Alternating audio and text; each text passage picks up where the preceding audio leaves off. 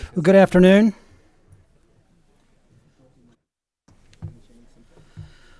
Let's go ahead and tee this up. And this is the Medicaid Oversight Advisory Board meeting. It's the seventh meeting, and today's obviously the 22nd October. And I would like for DJ to call the roll. Senator Berg, Senator Carroll, Senator Meredith, Present. Senator Richardson, here. Representative Heverin, Representative Marzian, Here. Representative Mosier, Representative Williams, Here. Vicki Yates Glisson, Holly Harris, Joe Petrie, Present. Steve Shannon, Here. Senator Douglas, Present. Senator McDaniel, Representative Bowling, Representative Petrie, Here. William Baker, Laura Sudkamp, John Hicks, Lisa Lee, Sheila Schuster, Here. Stephen Stack, Tom Stevens, Co-Chair Rocky Adams, Here. Chair Fleming. Present. Thank you, DJ. Is there a motion to approve the October 7th meeting? We have a thank you, Senator Berg and Co-Chair Adams. We appreciate it. All in favor say aye. Aye. All negative or opposed, a like sign. Thank you, Chris. All right, good. That stands approved. If you don't mind, Auditor, we got a scheduling a challenge with one of our presenters. So if you don't mind, I'd like to switch the agenda around just a little bit. And we're going to take number 4 and put that first. It's the Medicaid reimbursement rates and network adequacy. And in an interest of time, Dr. Roberts, if you don't mind, go ahead and coming up and approaching the desk. And Mr. Baldwin, you can join him if that's okay with the doctor. Is Mr. Baldwin in here? Okay, we have both of y'all in this particular section. And what I want to do, I just want to basically swear y'all in at the same time, make it easier. So if you don't mind, if you raise your right hand and repeat, give me a I do, if you don't mind, at the end of this statement. Do you swear to tell the truth, the whole truth, and nothing but the truth? If so, say I do. Very good. Okay, Dr. Robinson, you're up, and I appreciate you coming in and sharing your thoughts on the Dental Association. Thank you. Make sure your mic is green and the mic is close to you.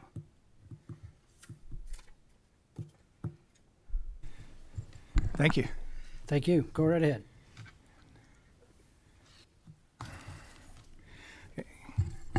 Good afternoon, Chairman Fleming, Chairwoman Adams, and members of the board. I'm Dr. Steve Robertson. I'm the Executive Director of the Kentucky Dental Association. Thank you for the opportunity to discuss the state of oral health in Kentucky and the impact of Medicaid reimbursement on access to care. Today, we'll walk through some of the data that explains where we are with the dental rates, how this is affecting network adequacy, and perhaps some policy ideas, solutions. We'll start with a quick overview. This is basically it. I'm going to go to the next slide just to save you some time. Kentucky ranks 45th to 49th, depending on the survey that you look at, in oral health.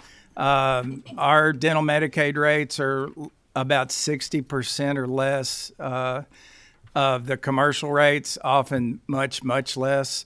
Dentists are facing rising costs. These rates have been flat for approaching 30 years, definitely more than 20 years. And meanwhile, all the costs associated with doing the business of dentistry have increased, from staffing to supplies to you name it. Everything's gone up. Dental care, the dental part of the Medicaid budget is presented at 2%. It's been quite a while since it's actually been paid at 2% of the Medicaid budget. Most states average 3.5. The low reimbursement levels are definitely affecting access and availability. It's led, as you can see there, to rural access gaps, much longer wait times, and higher utilization of our ERs. So just as a bit of history, in 1997, there was a meeting in French Lick, Indiana, where it was agreed that we would set the base dental rate at 75% of the 1987 UCR. For much of the schedule, that rate is still in effect today, 75% of the 1987 UCR. In 2002, there was a fairly significant pediatric increase. And between 2011 to 2015, the MCO stepped in. We added the adult preventive benefit through ACA expansion. When the MCOs came in, there was actually a 10% reduction in reimbursements to the dentist to help fund the MCOs. In 2022, we expanded to full adult coverage with no additional funding provided for that expansion. So we added a significant amount of people, almost more than doubling the program with no added funding to it. And in 2024, we did have oral surgery increases, and they brought up the adult cleaning or prophy code to the same level as the pediatric code. And in House Bill 6, there was language directing the LRC to conduct a rebasing study. This chart gives you an example of cost in a dental office. These are the actual supplies that are used. I don't expect you to read the whole thing, but this is out there. These are the supplies that are used to do a filling. And you can see that the supplies alone cost $63.20. An average chairside dental assistant in the state of Kentucky right now is about $26 for $89. That's just for the person sitting beside you and the supplies to do the procedure, not the equipment you're using, not the other people that work in the office, not the overhead expense, nothing. This is just the supplies. This procedure for a one surface filling here is reimbursed at $44. That's a pretty good snapshot of where we are in the program. So here we give a little bit of the information that we put together in 2024. These are actually 2023 numbers. This is a fee comparison from 2023 of Kentucky reimbursement levels versus our surrounding states. And I know the print's kind of small, but you can see that on most everything, we're significantly lower than our surrounding states. The one thing that I will point out is that, as I said, in 2024, we had an increase in our oral surgery code. So at the bottom there, the extraction and the surgical extraction, you see those. But, keep in mind that basically what that means is that currently we are continuing to pay more to remove a tooth than fix a tooth.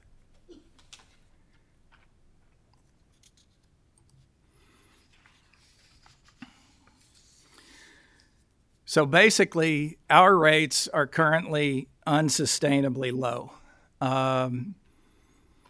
We have among the lowest reimbursement rates in the nation in our Medicaid program. As I said before, often running lower than 60% of the commercial rates.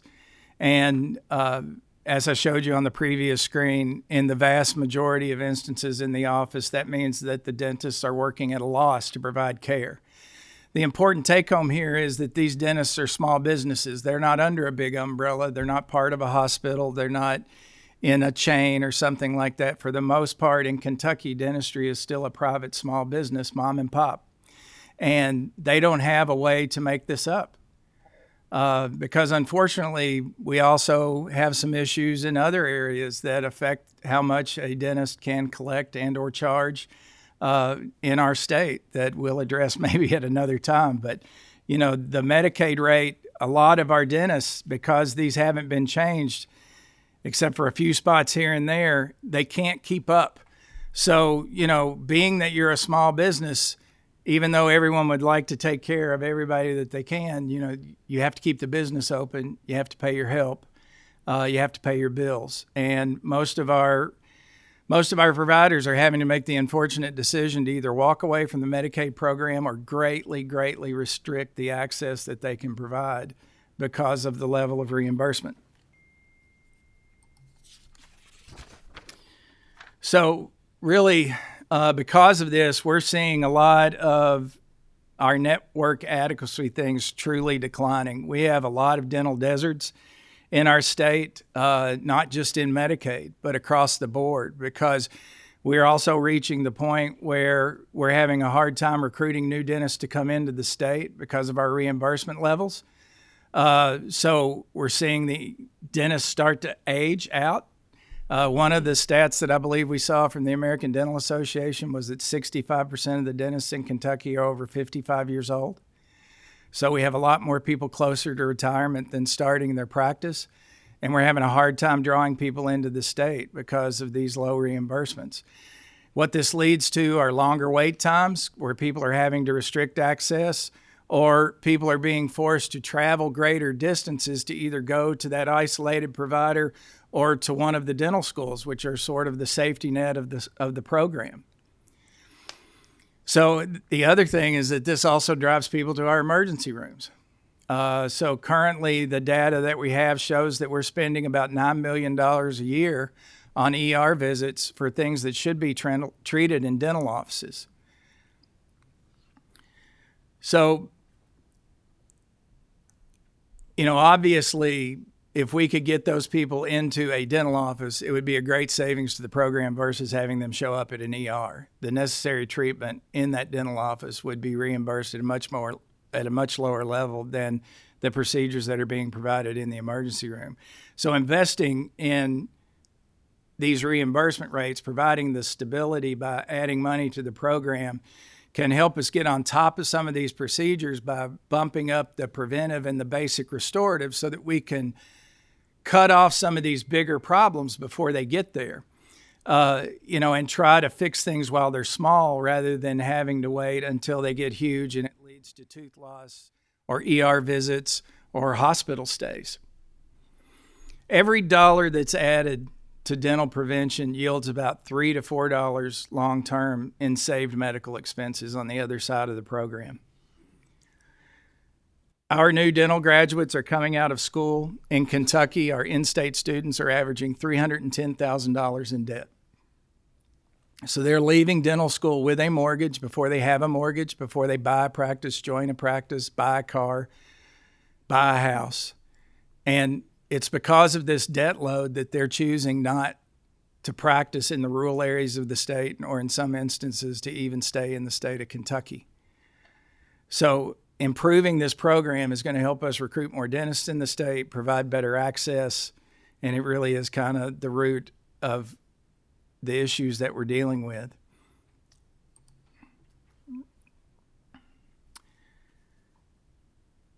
So as we talked about, pretty much across the board, almost every procedure that's listed in the reimbursement schedule, the office is seeing those patients at a loss. And it's making it very difficult for them to continue to do that and stay. So we're seeing the eroded provider network. We're getting the widening access gaps, increased reliance on the emergency room. And as these procedures that could have been fixed while they were small, if we were in a better access scenario, as those expand, we're seeing higher costs from things that are going on in the hospitals.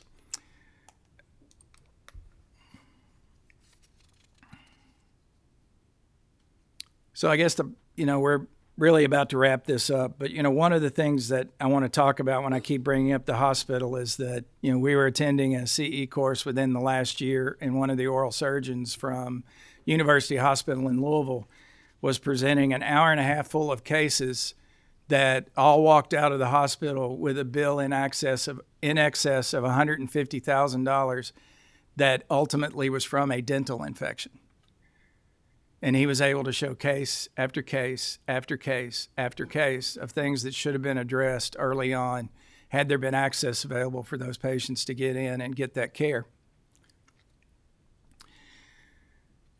So obviously there's a lot of strain here on the system, where if we could improve the dental access and improve the dental reimbursement, I think that we could see a lot of this move forward. So some of our suggestions would be to complete the rebasing study and hopefully use that in the actions that are coming in the budget session.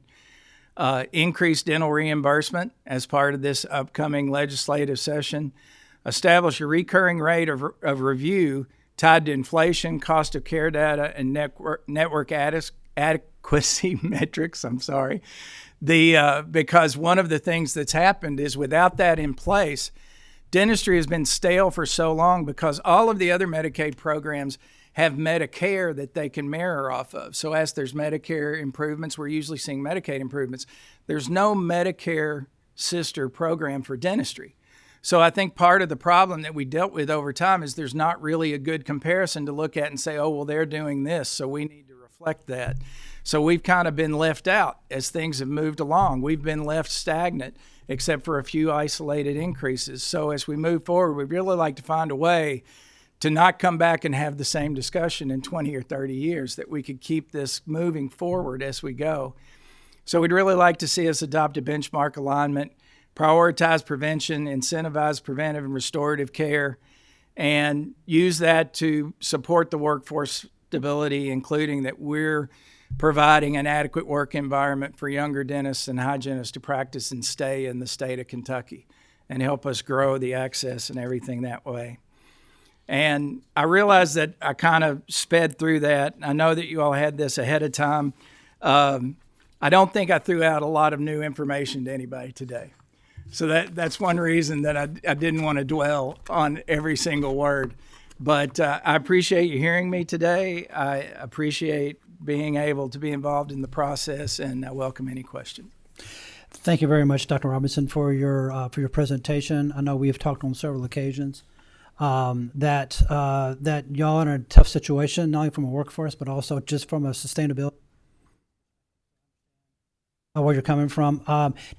Do you want to take questions now, or we can wait and listen to Mr. Baldwin, and then you can take off? It's your option. You're going to get questions no matter what. Just let's win. If you're okay with that, really get the questions. Yeah. I will take the questions. Take the questions. All right. Representative Marsden. Thank you, Mr. Chair. Do you know how much the increase should be in dollar figure? How much it should go up? We've had ongoing discussions with the Medicaid department. They are more than willing to work with us. They just kind of feel like in some ways that their hands are tied a little bit currently. So we have an idea of where we would like to be. We are working on an appropriations request of what we think might put us in a good spot where we can use that to recruit providers back into the network and recruit new providers into Kentucky. That'll be in the budget this session. Yes, we're hoping that that'll be in the appropriations packet. Thank you, Mr. Chair. Yes, ma'am. Senator Carroll, you have the floor.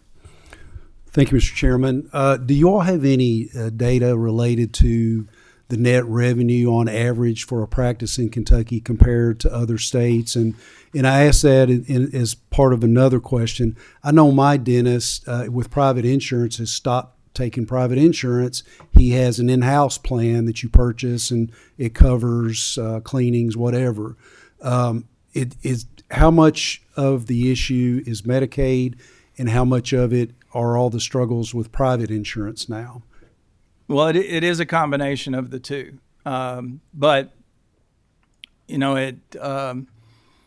because of the extremely low reimbursement level in the Medicaid program and that they're working for a loss, that's why so many are making the decision to either extremely limit access or to get out of the program altogether.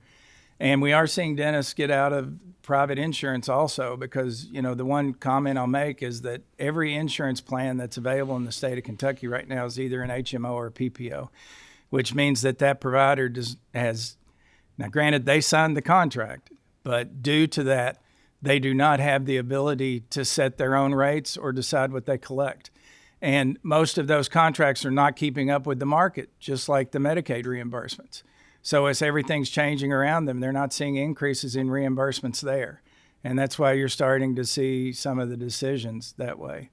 We're hoping over time that we can find a way to address all of this so that, one of the things that we're running into, especially if you live in a border area of Kentucky and you talk to your dentist when you go in, they will openly tell you stories of dentists that are 20, 25 miles away across an arbitrary line on a map that sometimes get reimbursed as much to 50 to 60% more than they do because they're in a neighboring state.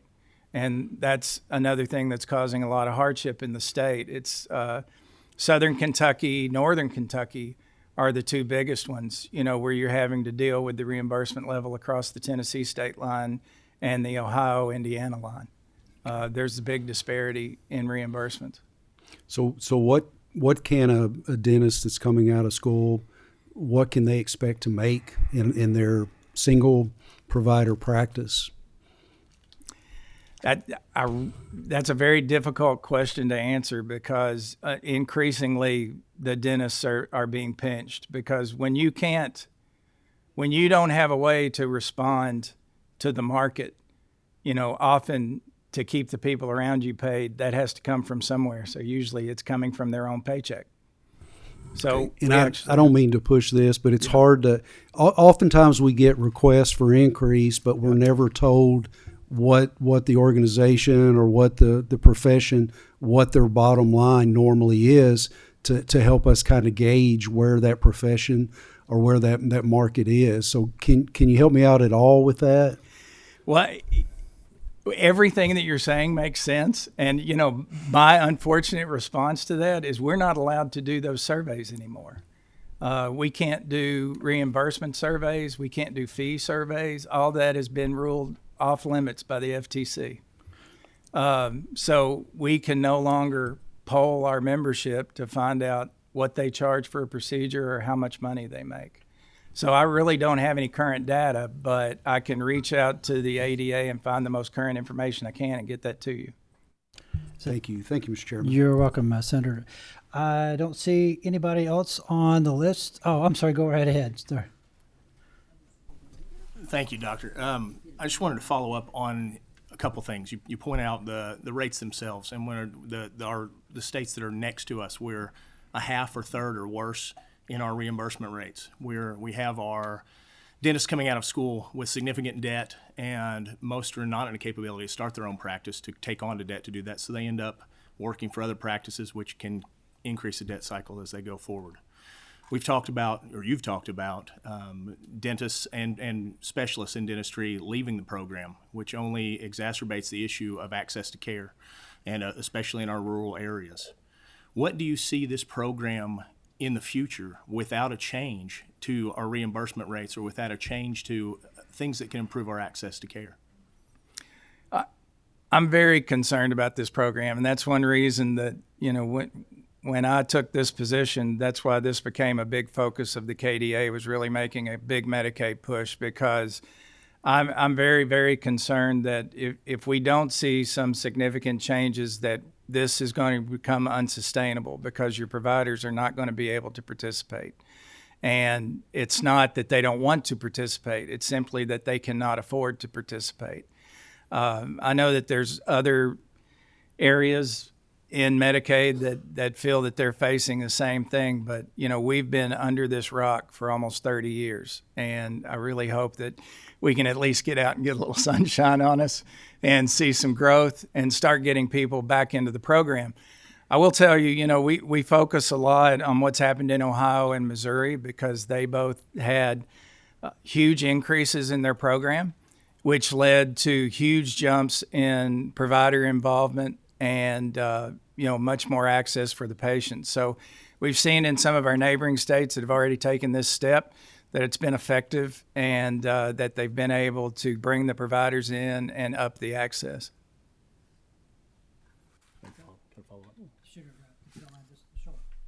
Yeah, for sure. On that, and on your question, on the question that's been raised about dollar figures and impact, and if we're talking about an amalgam, a single surface amalgam being less or being roughly half of the reimbursement, half of the cost, let alone the practitioner keeping the lights on and everything else.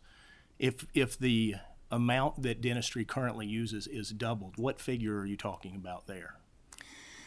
Well, we're in, unfortunately, if we go back to the slide where we were talking about the expense, that was for, and amalgam is actually reimbursed at $38 rather than $44. So, you know, if we were to double the program, that amalgam would still be what, 70 something. And you're still at a loss, which if we doubled it. And a lot of our fees fall in that area. Even if you look at we can provide the full comparison we did, or even if you look at the limited chart. I mean, so we are in a situation where we're talking about a significant increase, but the majority of these fees have not been addressed for over almost 30 years, since 1997, which again, I know it sounds funny, but in 1997, they agreed to set them at 75% of the 1987 UCR. So in effect, that's really what it is 75% of the 1987 UCR. So we have a lot of makeup there. When we first reached out to do our calculations with the ADA on where do we need to be and what do we need to move to, we talked about moving from 2% of the program to 5% of the program. And that's been our target. And they pointed out when they did their calculations that asking for 5% was less than asking for them to bring us current with cost of living increases. Thank you, Mr. Petrie, for your question. Dr. Robinson, thank you very much for coming. Safe travels. We will be circling back with you sooner rather than later. Mr. Chairman, may I ask just one real quick question? Sure, go ahead, Chairman. Possible? Yes, sir. Thank you. Your presentation today, thank you very much, number one. Number two, is there any big difference between adult rates and child rates in the Medicaid space for dentistry in Kentucky? Primarily in the basic restorative charges and things like that. Right. There's still a disparity there. The one thing that we did get done in 2024 was that they raised that adult cleaning from roughly $30-something to $62.18 or whatever it is, which is the child rate. Would the child rate generally be higher on reimbursement than adult at this point? Yes. Significantly or just a little bit? Significantly. Very good. Thank you. Thank you, Mr. Chair. You're welcome, Chairman. Thank you, Dr. Robinson. Appreciate it. Mr. Baldwin, if you don't mind, and before we begin, would Ms. Clark and Mr. Johnson come up to the table? I assume they're here. Thank you. I'll swear you in a minute, but I want to let Mr. Baldwin go ahead and give his testimony.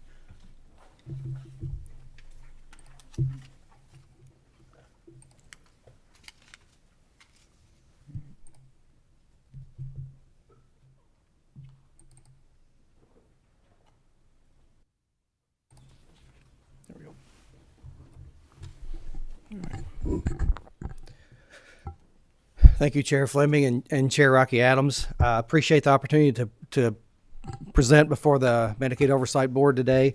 Given the presentation we just heard, I will try to not duplicate the comments as we go through, and I'll skip through. Just wanted to say that I'm Mark Baldwin, the CEO of Baldwin Consulting. These are our partners that we work with in this space. Many of you have met with them in the past, and these are outpatient behavioral health providers. Some specialize in ABA therapy, and others are primarily general outpatient mental health, substance use disorder services. I will say that is they bill off the Medicaid fee schedule. So that is, my comments are related to that. There are others, provider types, community mental health centers, psychiatric hospitals that bill off different fee schedules, but my comments are generally on that. But I want to, and I think this is helpful because there's a lot of focus on network adequacy. And so to start off with, I guess I would say the plight of these providers is not unlike the plight of the dentists that you've heard about: increasing cost, increasing wages, flat rates, reimbursement rates, and continuing decreasing lack of access. And I think the lack of access and the unsustainability are the key terms. So I won't harp on that, other than I would like to provide a couple of specific stories for you for the impact on families when they are on waiting lists and don't receive services in a timely manner. But in terms of, and I can leave this with you for reference, Network adequacy is defined in our state KRS for 30 miles or 30 minutes in urban areas and 50 miles or 50 minutes in non-urban areas. And managed care plans are required to establish reasonable standards for waiting times. So what are those waiting times? Well, we set those in our Kentucky regulations. And that is appointment time for primary care, behavioral health provider, et cetera, shall not exceed 30 calendar days. What we're seeing, we want to point out that our state statutes and state regulations are directly connected to our federal requirements, so they reflect those and mirror those. But I wanted to point out that there are some new compliance standards at the federal level that need to be in effect by 2029, and that is no longer than 10 business days from the date of the request for the service. So we've got some work to do to get to there. And so what is network adequacy? You can see this, a quote from a letter we received when we reached out to CMS. It's basically to maintain a sufficient number, mix, and geographic distribution of providers. So what we're seeing on the ground, the wait time for outpatient mental health care, based on a provider survey the Children's Alliance did, has doubled in the last 2 years, well beyond the 30 days. For ABA services and other intervention services, it can be much longer. We've heard experiences of well over a year to wait for services. So the requirements are, CMS has these requirements. We reflect them at the state level and in our contracts with our managed care organizations, and it's the responsibility of the Medicaid department to enforce these requirements. And we just got some questions there and how that network adequacy is determined. There's some nuances here. There's a ratio that's specified for primary care providers of 1,500 to 1, one for every 1,500 in a population. And so that's for primary care. I mean, I see my primary care provider probably twice a year. If you're receiving mental health therapy or ABA services, you're likely seeing them on a weekly basis, sometimes more than a week. So those ratios would be woefully inadequate. Also, we've seen just where the capacity of the provider, is the licensed provider only seeing patients from one particular MCO? No. Clearly, most of the time they're seeing from multiple MCOs or potentially from TRICARE and commercial insurance as well. So I think there's a problem with that. And then there's still the way for our groups in this area, our provider groups, you join together those that have a license in the organization. But there are folks, as an organization would grow, if you're in management, if you're in compliance, if you're in a treatment director, you may still have a license and still be listed, credentialed with the provider or with the MCO, but you're not seeing patients. So that, again, would skew the amount of providers available. And the final piece is there is a secret shopper requirement from the federal government on this, but I think it's important how we ask the question. You can call and see, are you accepting new patients? The answer could very well be yes. We're accepting them and then putting them on a wait list. So it's not really access. It's just we're accepting them and then they're on a wait list for months at a time. And I do know of several providers that have shared with me that they've just stopped adding people to the wait list because they just feel like they're giving them false hope of any kind of reasonable time frame. Capped it at 350 families or so, and so it's just they've stopped taking folks on the waiting list. So previous presenter mentioned the connection with Medicare. So in this space, we do have a connection with Medicare rates, but we reduced it by 25% before we set our rates. So yes, for that fee schedule, the ones that are on the Medicare fee schedule are reduced by 25%. And then, but there are several services that are on our Medicaid fee schedule that are not on the Medicare, such as targeted case management, applied behavior analysis, community support services. So some really important ones that do not get adjusted annually at all. For time, I'm going to skip through this because this is just really more of an operational problem that we've continued to work on with Medicaid in terms of the timeliness of the update to the fee schedule. But here's our comparison. So we picked similar to what the dentist talked about is looking at our surrounding states. I mean, we have 7 border states. As you all know, most of our population lives along there and can drive across the bridge to the river or across the state line and make significant more because the rates are significantly higher, which really greatly impedes the ability for providers to recruit and retain the number and the quality of staff to meet the access needs. So that's where why the rates are so crucial to network adequacy is because you can't recruit and retain the staff, and you're losing your staff. We're training our staff in our universities and losing them to border states and elsewhere. So I want to reference back to our regulation as well, and the codes and the reimbursement rates that we mentioned are. I'm almost done. I can see it. I'm almost done. So I can see it in your eyes. So they're not required to use this rate. This fee schedule is set for what we call traditional Medicaid. So the MCOs are required to negotiate rates with providers to meet those network adequacy standards. But what we experience is that they simply reference the Medicaid fee schedule, which we know is woefully inadequate, and do not negotiate. So, last slide. So, recommendations. First would be to change our policy and change our regulation to not arbitrarily reduce the rates from the Medicare fee schedule by 25%. Seems blatantly discriminatory. It doesn't change. There's no difference in the cost to deliver the service. There's no difference in the credentials or training required to provide the service. Also, increase the codes on that on our Medicare fee schedule or Medicaid fee schedule. That's a typo. Sorry, by 25%, so that we're consistent across the board. Perform a required analysis to determine what is the rate, the rate should be in order to have an adequate network, and then and down the road adjust those rates accordingly, and just basically hold folks accountable to the federal and state requirements. Thank you very much. I appreciate. Try to get through that. I'm sorry, you finished? Yeah, I'm finished. Okay, I'm sorry. I'm just jumping around and I cut you off. No. Thank you very much, Mr. Baldwin. I appreciate your comments. I've talked in the past, and a lot of people are asking for reimbursement rates be increased. But I think, most of us understand and realize, particularly in the Dental Association, I would ask you and your clients and also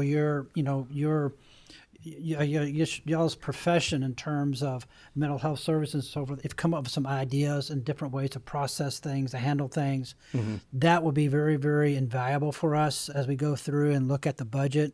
Because if we want to, and just my own opinion, if we find money, that's one thing I would like to see, try to shift that to the reimbursement rates. And it's really for a broad reasons, particularly when it comes to workforce. Yeah. So I appreciate, I'm not looking for any answer right now, but appreciate if you have come up with any ideas sooner rather than later. That'd be great. Is there any questions from anybody? Chair, just real quick, and yes, sir. Respond quickly to that. I think just a couple of pieces on that, and it goes back to the preventive and early intervention piece. And I do want to send to the committee. We'll clean this up a little bit, and I want to send out some stories and some direct examples of impact of folks that are ended up in higher levels of care in psychiatric hospitals when they're not accessing services in a timely way. So there's one of the ways to save the cost, because we're driving, by not having the access at the appropriate time, we're driving cost up and higher levels of care and certainly worse outcomes. The other piece is that there are specific clawback terms in the contracts with the MCOs when the network adequacy is not met. For example, $500 a day for every day that you've requested a service that's beyond the 30 days. So there are ways to generate some revenue just within the current existence of the program. Good. I know in terms of the clawbacks, I know there's some significant problems that you've articulated, as well as the Children's Alliance has expressed those issues and so forth. Yeah. We've got several questions. We have 1, 2, 3, 4, 5. We got 6 questions. I asked for y'all to keep it very, very short and sweet. We still have quite a few things to cover. Co-Chair Adams. Yeah.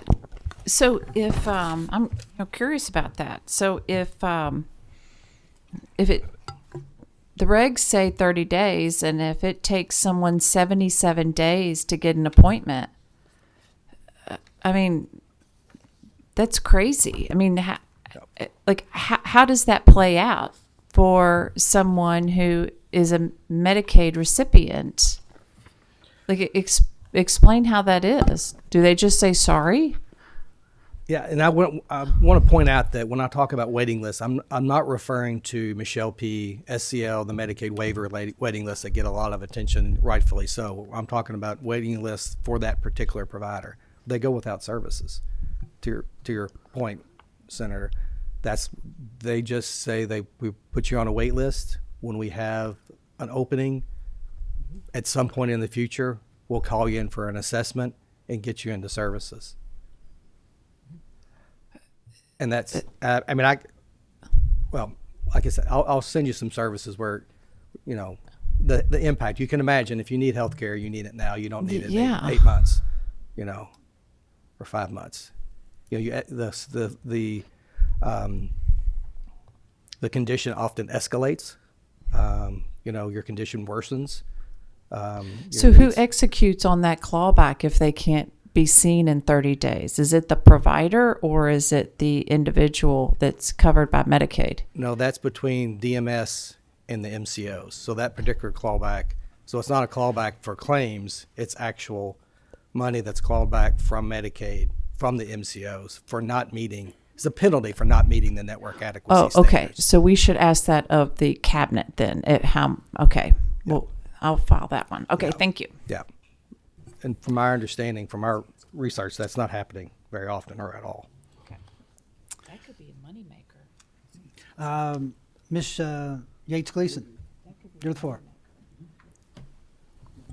Thank you. Thank you for your presentation. I appreciate it. Mm-hmm. Quick question. I wanted a clarification. Sure. I think this is on the page that's like the second to last page of your presentation on MCO reimbursement rate setting regs.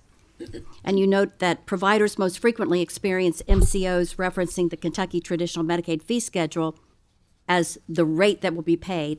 Correct. And I just wanted a clarification.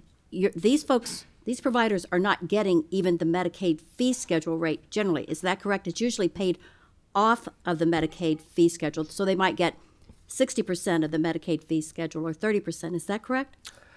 Yes. So it's generally, I don't see the contract between the provider and their, but yeah, yes. So, but yes, it's sometimes 100%, sometimes 90%, sometimes 80%. I don't know that I'm aware of 30%, but it's possible. But it's off of that, whatever that percentage is. You already start out with an anemic fee schedule, and then the provider is paid or told this is what you're going to be paid off of that fee schedule, whether it's 70%, 60%, or whatever. Yes. And so there's a little confusion there. Sometimes folks think that's a requirement, which is why I put it in here that is not a requirement.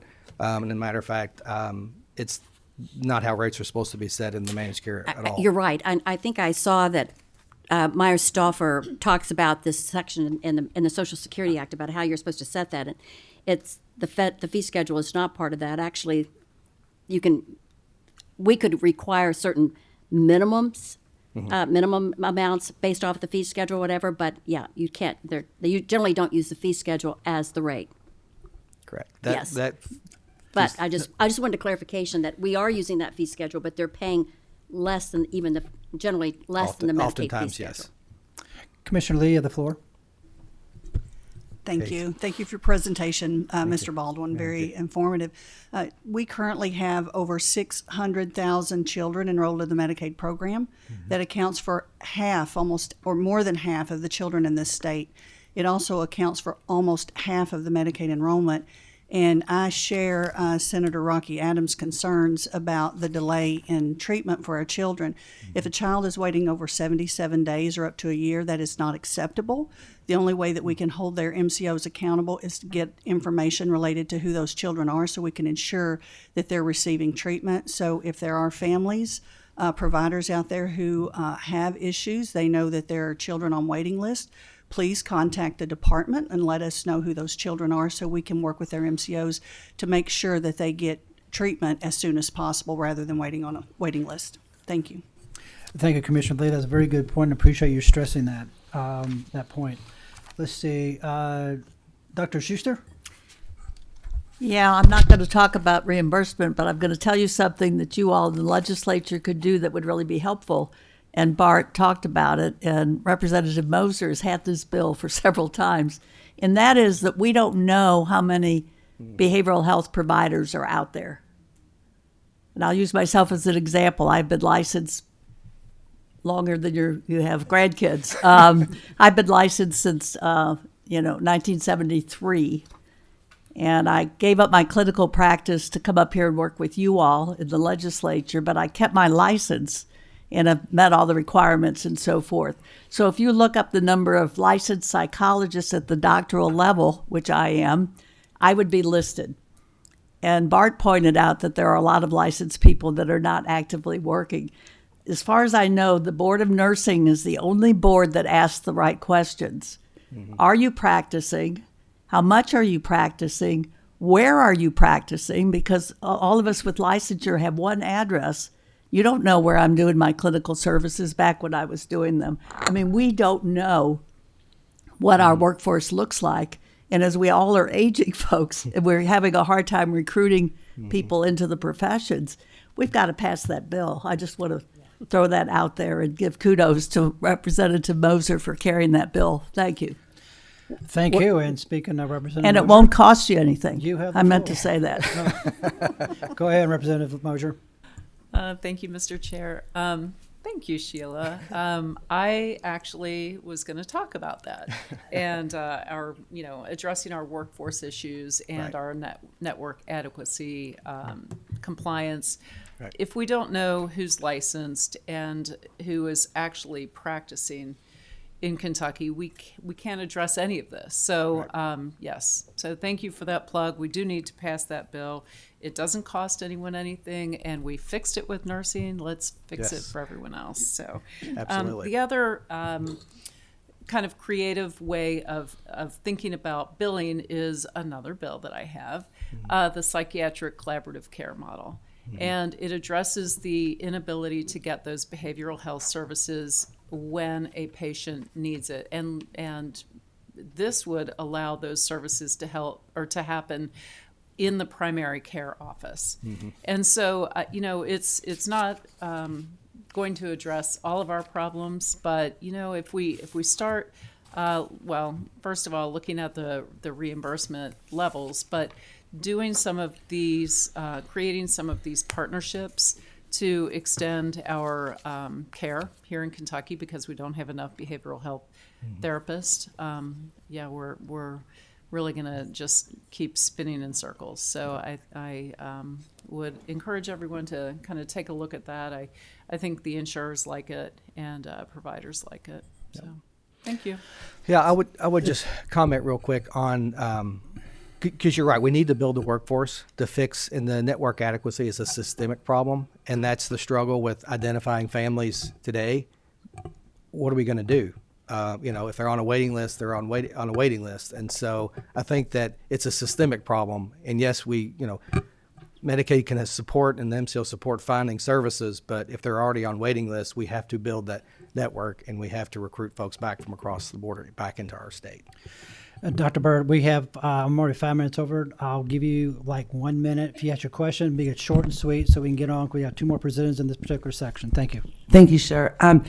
Statement. This system inadequacy is not just for Medicaid and Medicare. People have to understand to get a private practice physician appointment in this state at this time takes months and months.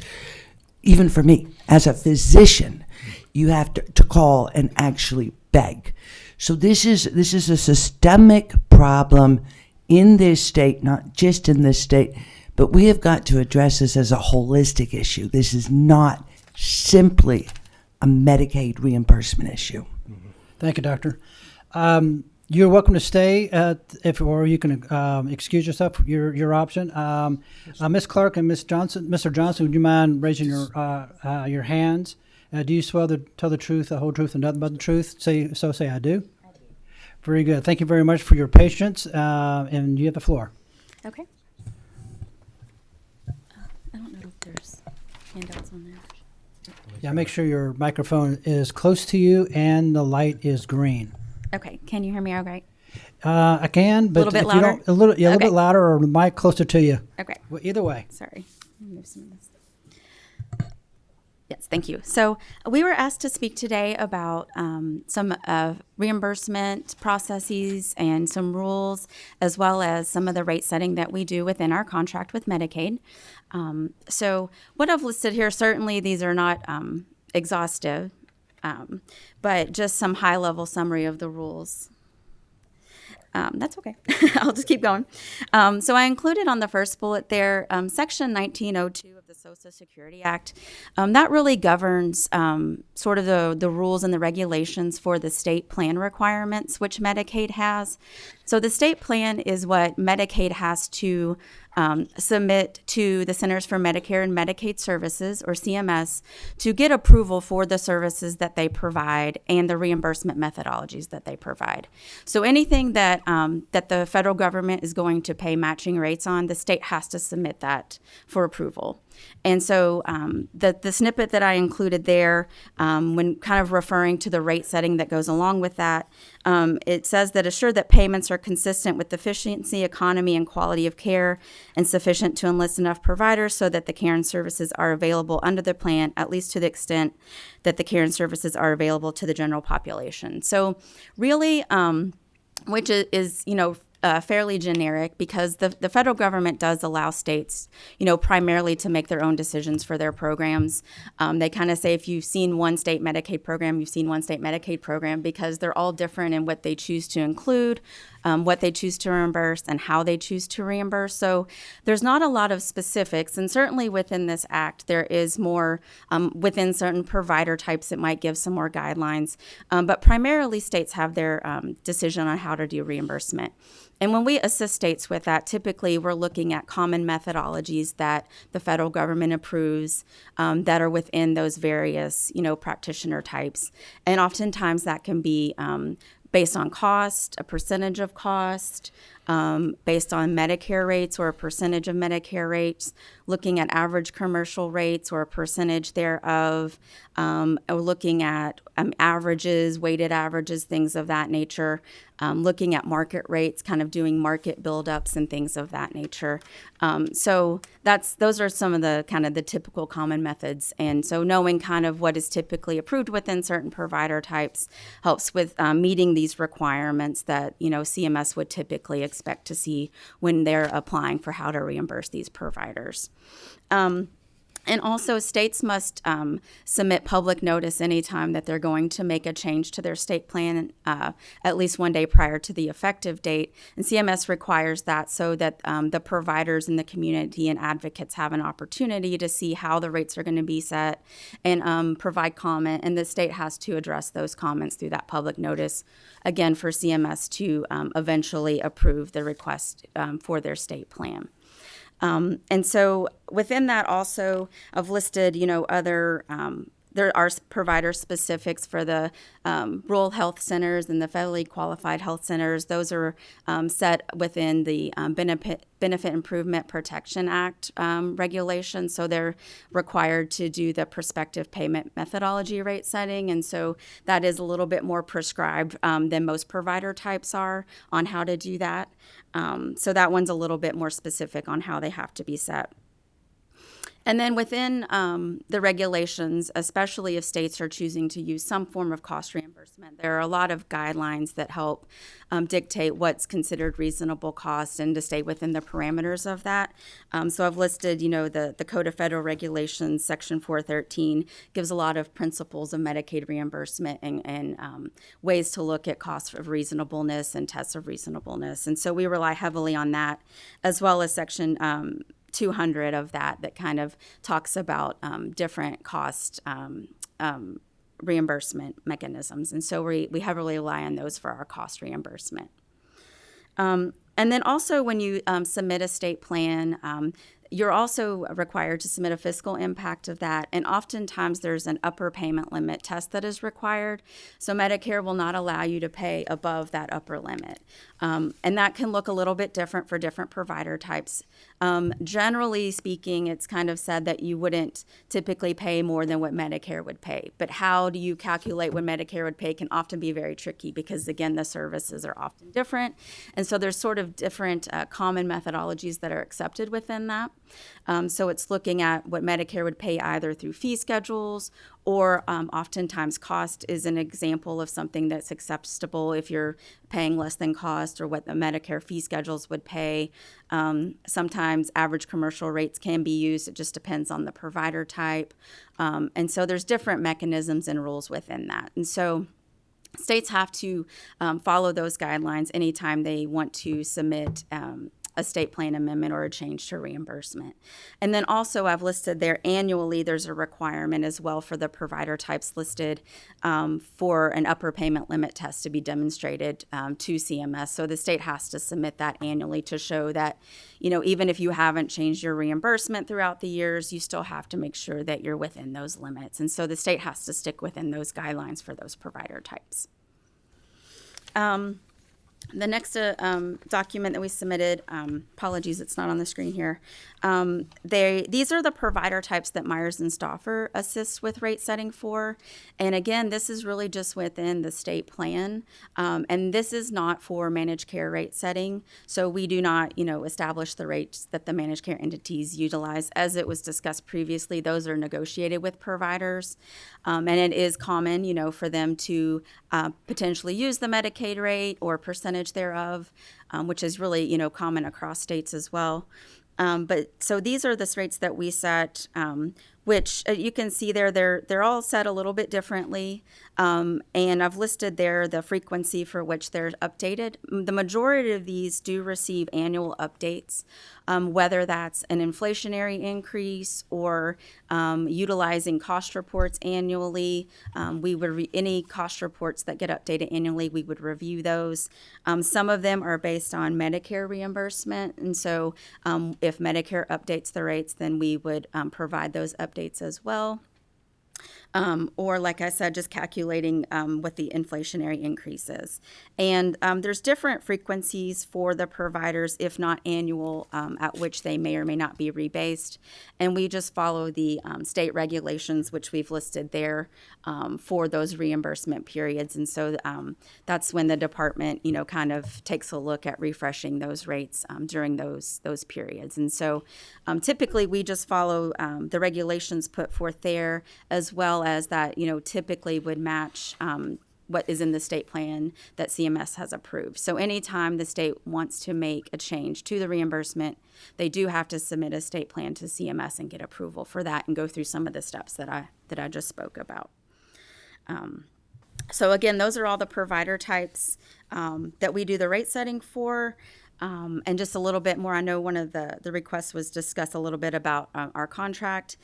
So within that, we set rates for over 1,000 providers annually, again, whether that's just an inflationary rate increase or an actual cost report review, and kind of yields, over 8,000 deliverables on a given basis, just on an annual basis for just the different types of rates and deliverables we have for the rate setting piece. And then we also do a lot of consulting work for the department. We do the state-directed payments. There's 5 of those that we're kind of in process right now, and doing all of the calculations for those. State plan or state-directed payment preprints have to be submitted annually for those, so we assist with that and managing over 5 stakeholder work groups for that process. We do the disproportionate share hospital payments and examinations, a lot of different supplemental payments that providers receive outside of rate setting. We assist with those calculations. The annual upper payment limit test that I mentioned, we assist with those. There's a program for the all-inclusive care for the elderly, or PACE. We assist with doing the rate setting as well as the on-site readiness reviews for those. We do the Certified Community Behavioral Health Clinic, or CCBHC demonstration that the state is in, the rate setting and provider certification for that program, and the expansion of that. There's long-term care quality program that's been established, and we assist with the calculation of those quality payments, as well as the stakeholder work group and the provider quality scorecards. And also for long-term care, that includes looking at, we do what's called resident rosters that helps to calculate the case mix index, or the acuity factor that goes into rate setting. That happens quarterly for all the nursing facilities. And we also do nursing reviews of the nursing facility assessments that help to, again, calculate that acuity adjustment that goes into rate setting. And those are done quarterly as well. So we also assist with some of the 1115 waiver implementation projects, including the budget neutrality calculations, as well as a lot of implementation work that it takes to get CMS approval for those programs. There's some pharmacy analysis that we assist with, as well as grant applications that the state may apply for within the areas that we work with, as well as implementation if those grants were received. State plan amendments and any regulation updates in the instances when the state does want to do different reimbursement updates. And then, research or fiscal analysis that goes along with all those provider types that I spoke of and all of that work. And then, a lot of administrative things that come with that, as far as cost report collections for all the providers that submit cost reports, annual tracking of that, any appeals that might be associated with that, and all of the rate letters, the notifications. We assist the department with those types of things. So, sorry, I was trying to speed up and go quickly. Yeah. Can you go ahead and wrap it up? We do have that's fine. two more sections. Sure. And I can be done. You can be finished. That's all right, what we do. Great. All right. Just a couple quick questions, and that is my understanding. So all the services you listed, your contract's around $34 million over biennium, or basically $17 million a year. Is that about right? That's the not to exceed amount. Yes. That's the not to exceed. Mm-hmm. And have y'all bumped against that, or asked for a change order or a for modification? For this contract period, we that's an amended amount. I think in the last state fiscal year, finishing 6/30/25, we spent about 15.5. So there was about $1.5 million that was not spent from that limit. So we didn't hit that limit. You didn't hit that limit, but basically the cabinet basically allocated that money in their budget, but they didn't expend that. So there's $1 million that could have been allocated to something else. That's out of my area. I know it. I'm just talking, and I appreciate that. I appreciate your comment. I want to ask. You mentioned about 1,000 providers that you provide rate setting, and we got 70,000-ish providers. Who else looks at the other ones? Because I know the department has, 9, 10, 8 employees in the fiscal management. We spend about $1.2 million on the personnel that are rate setters. Do you have any interaction? Do you do anything with them, or they do their own deal? I'm honestly not certain who does the fee schedule rate setting. All right. Ms. Yates-Glisson. You sort of asked my question. I was going to check whether there were any other Are you doing the rate setting for all provider types, or are there other provider types that could be being looked at the cabinet, but you're not doing that rate setting? Correct. Just the ones that listed are the ones that we're looking at. So they're like child therapy providers. Have you? We haven't looked at that. Okay. And so that might be being done by others. I assume you might. Yeah, I'm not sure, honestly, who. Okay. I don't know if those are contracted or if the department sets those. I'm not sure. Thank you. In terms of having public notice, do y'all publicize that the rate change, or do y'all have anything when it comes to public notice in terms of what y'all are doing? What Myers and Stauffer does? Yes, ma'am. In terms of contract with the sure. If it's a provider type that we work with, we may help draft some of the language for that, such as a fiscal impact might be needed, or addressing what the public notice would say, like, why is the rate changing, or how is the regulation changing. But we don't actually post the notice, or we're not responsible for that. But we might assist if they need a fiscal impact for one of the providers that we work with. Okay. Any questions from the board? Dr. Schuster. Yeah, I just want to clarify or follow up on Vicki's question. So I'm looking at your list, and I don't see, for instance, multi-specialty groups in behavioral health or the AODEs or actually home health that's not public health. You don't do, they are done by somebody, but they're not done by Myers and Stauffer. Is that what I'm hearing? Correct. Okay. So how would we find out who they're done by? Obviously not asking you, but I guess we would ask Medicaid that. Go ahead, Commissioner. The other provider types are the rates are developed by employees within the Department for Medicaid Services. Okay, thank you. Okay, anything else? Very good. Thank you all very much for coming in.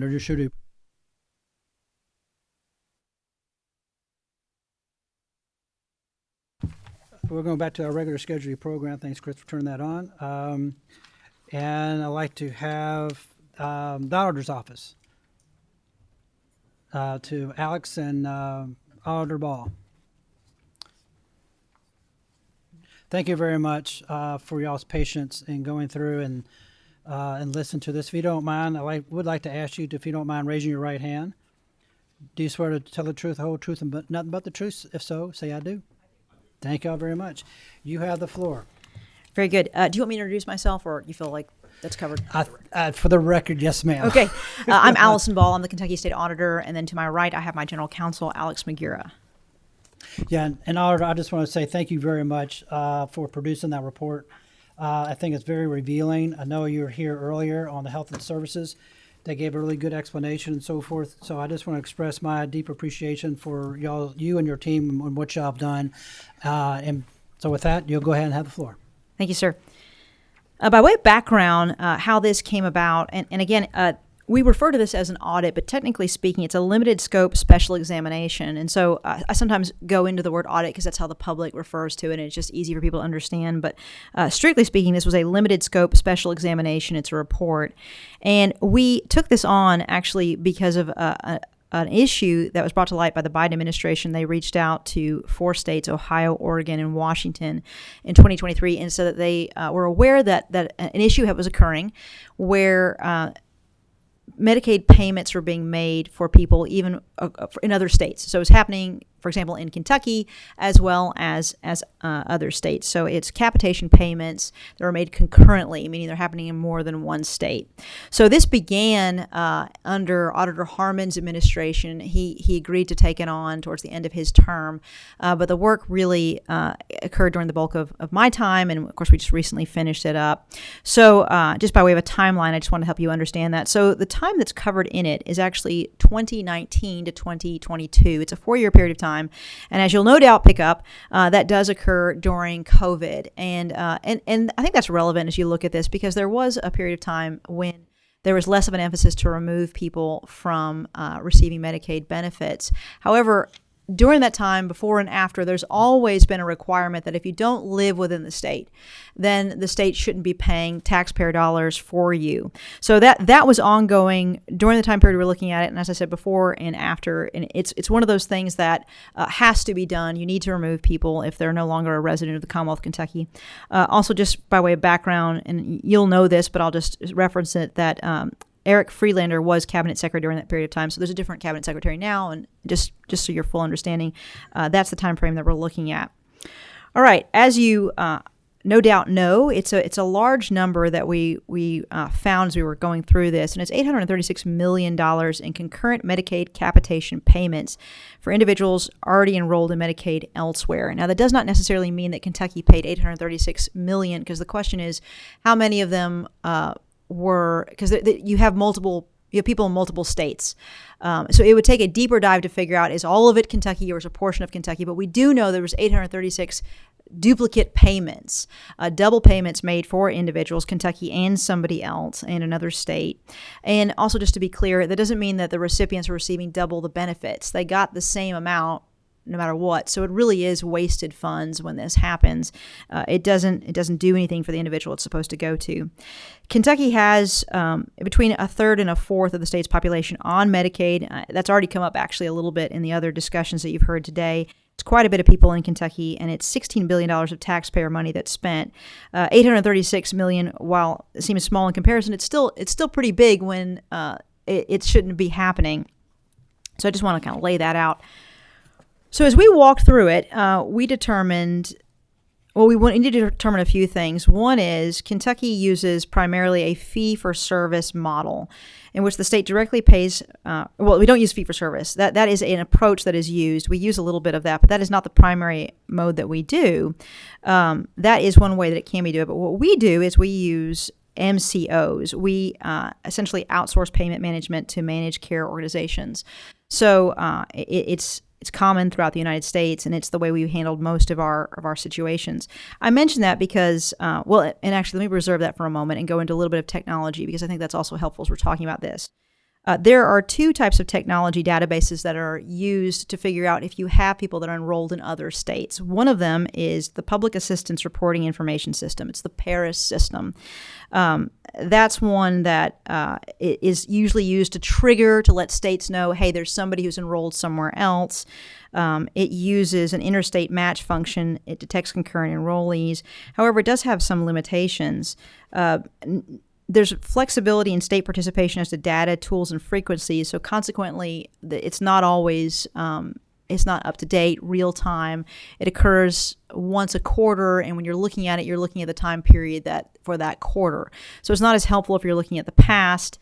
It has some pretty major limitations, but right now that is a primary source of receiving information. There's another database called the Transformed Medicaid Statistical Information System, TMSIS, TMSIS, and it's a comprehensive federal database maintained by CMS that contains standardized and up-to-date data on Medicaid eligibility, enrollment, claims, service utilization, and expenditures from all 50 states, Washington, D.C., and the U.S. territories. This one is better. It's more thorough. All the states have to put this in monthly, so it's not only is it more current, it's more detailed, and it's something that would be a great help if we could have access to that information. We actually received access for this audit, and that's how we were able to receive the full numbers that we were able to. Now, in the past, there's been a limited version that's been made available to states, TAF, T-A-F, but that excludes personally identifiable information. So it's not as helpful when you're trying to find out a particular person, are they enrolled somewhere else. It has some benefits, but it's not enough. So we make a recommendation that there should be some efforts made to try and get access to the full TMSIS, TMSIS, and the Trump administration has made some indications that they would be willing to allow greater access to that. So whether it's providing greater access to us or the federal government is also assisting in this, that's something that could be a great help in identifying and resolving this issue. Going back to the MCOs for a minute, because that actually is part of the puzzle of trying to figure out how to resolve this problem in the future.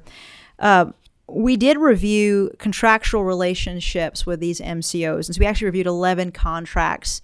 And as we were going through that, we realized that there was one particular thing that was missing in a lot of these contracts, and it's the ability to be able to recover concurrent payments. So that gave us some concern. That's your typical path forward, and to be able to recover. And moving forward, that may be something that needs to be included and negotiated in contracts for the future. Additionally, we also found that most of these contracts did not contain a requirement to proactively review and make sure that the information is correct about, are they Kentucky residents. So there's usually a general requirement that they report waste, fraud, and abuse. And that's helpful and good, but this issue is actually more complicated than waste, fraud, and abuse. It's more difficult because it's not that someone is trying to commit fraud. It's just that they happen to be receiving payments in other places because they maybe have moved. And so there could be benefit in including those in contracts in the future. So that's worth just keeping in the back of your mind as we're trying to figure out how to resolve this issue. We also found that some of the problem here also resulted from state agencies' involvement with this issue. And so this came a lot from a review of procedures and policies and training, as well as interviews with leadership and boots on the ground, the people who are actually doing this work.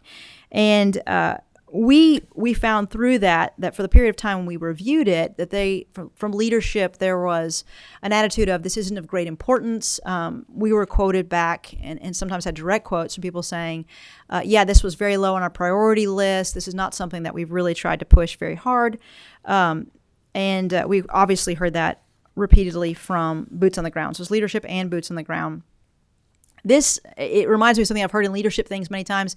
If it's not evaluated, if you're not data driven, if you're not covering this, then it's not going to be done. And this is one of those instances where if this is the attitude in the instruction, then it's no surprise that there's a large number here that we're dealing with. We did find as we were going through it that there's a lack of written procedures and periodic training, and this would go a long way to resolve this issue.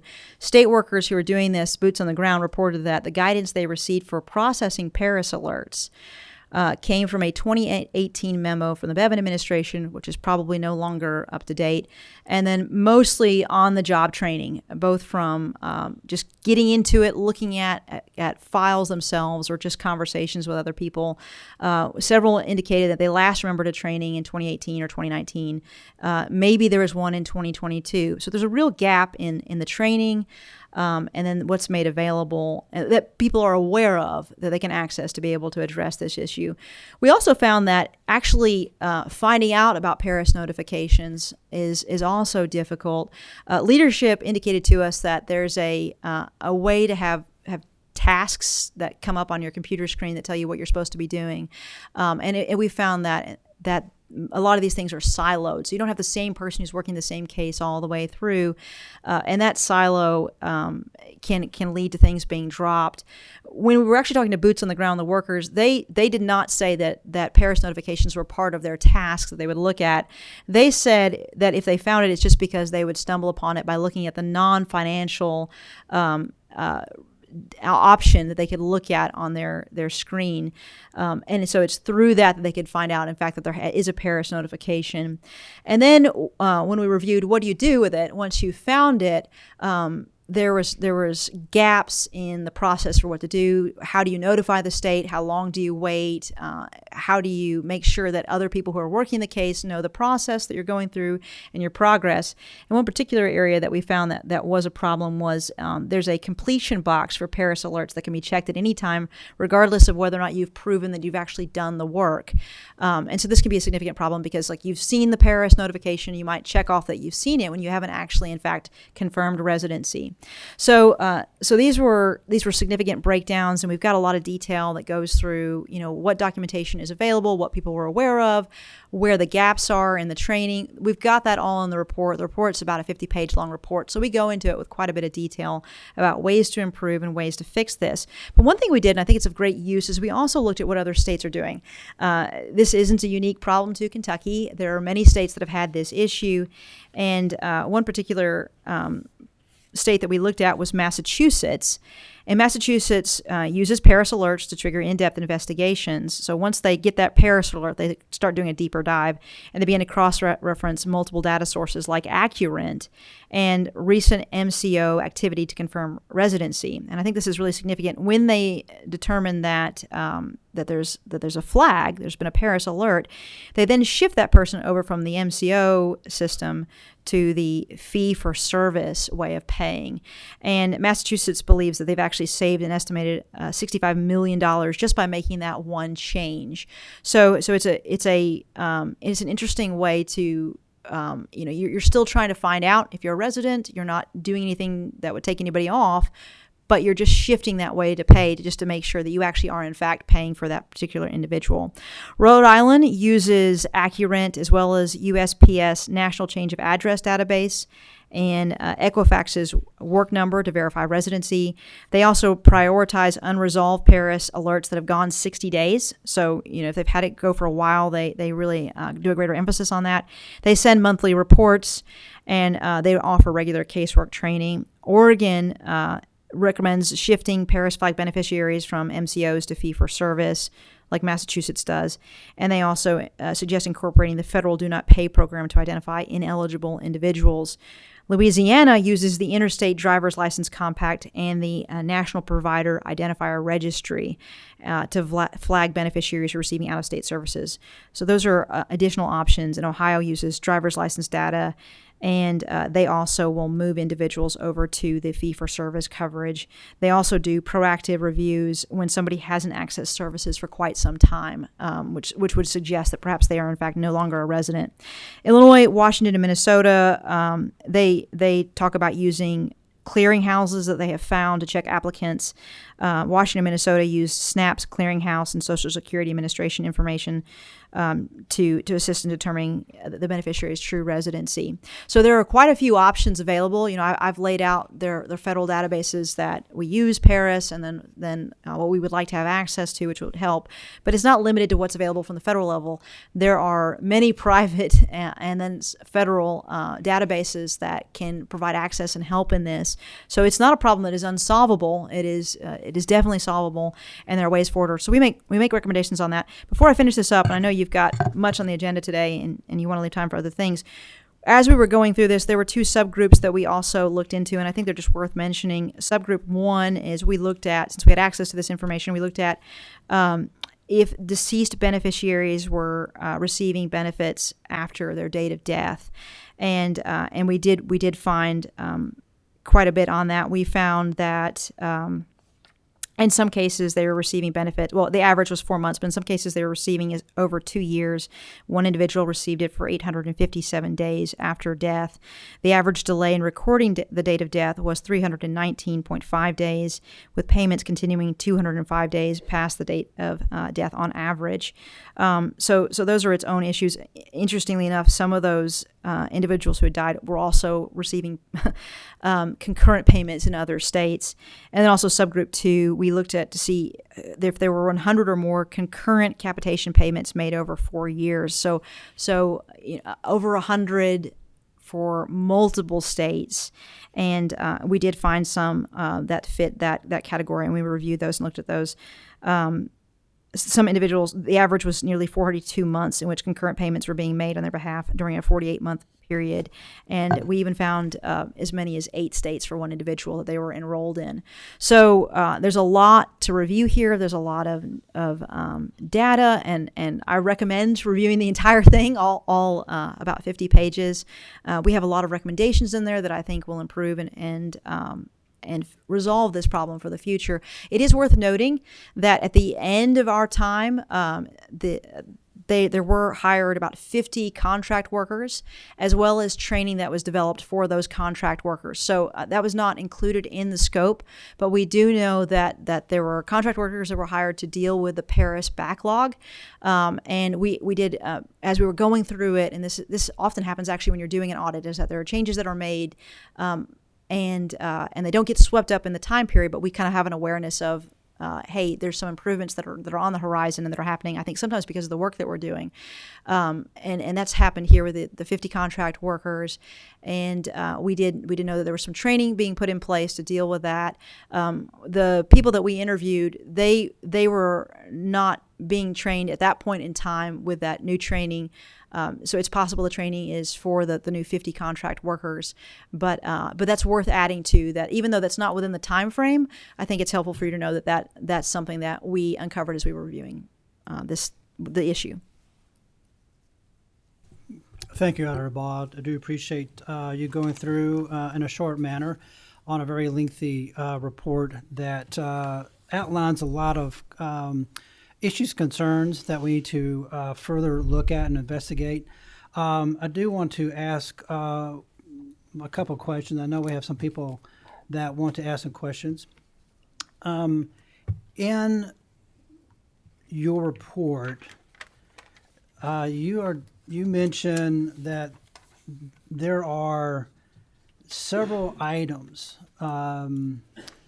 that just wasn't followed through. On page 13, you talked about continuous enrollment conditions, and it says Kentucky DMS was able to receive an increase of FMAP. At the same time, it was still expected to disenroll Kentucky Medicaid recipients that it confirmed had moved out of the state, but DMS did not do this. Even worse, DMS not only stopped investigating leads on Kentucky Medicaid recipients who may have moved out of the state, but DMS also stopped annually reviewing the eligibility of Kentucky Medicaid recipients. And you go on to point out another item and so forth. My question is, Auditor Ball,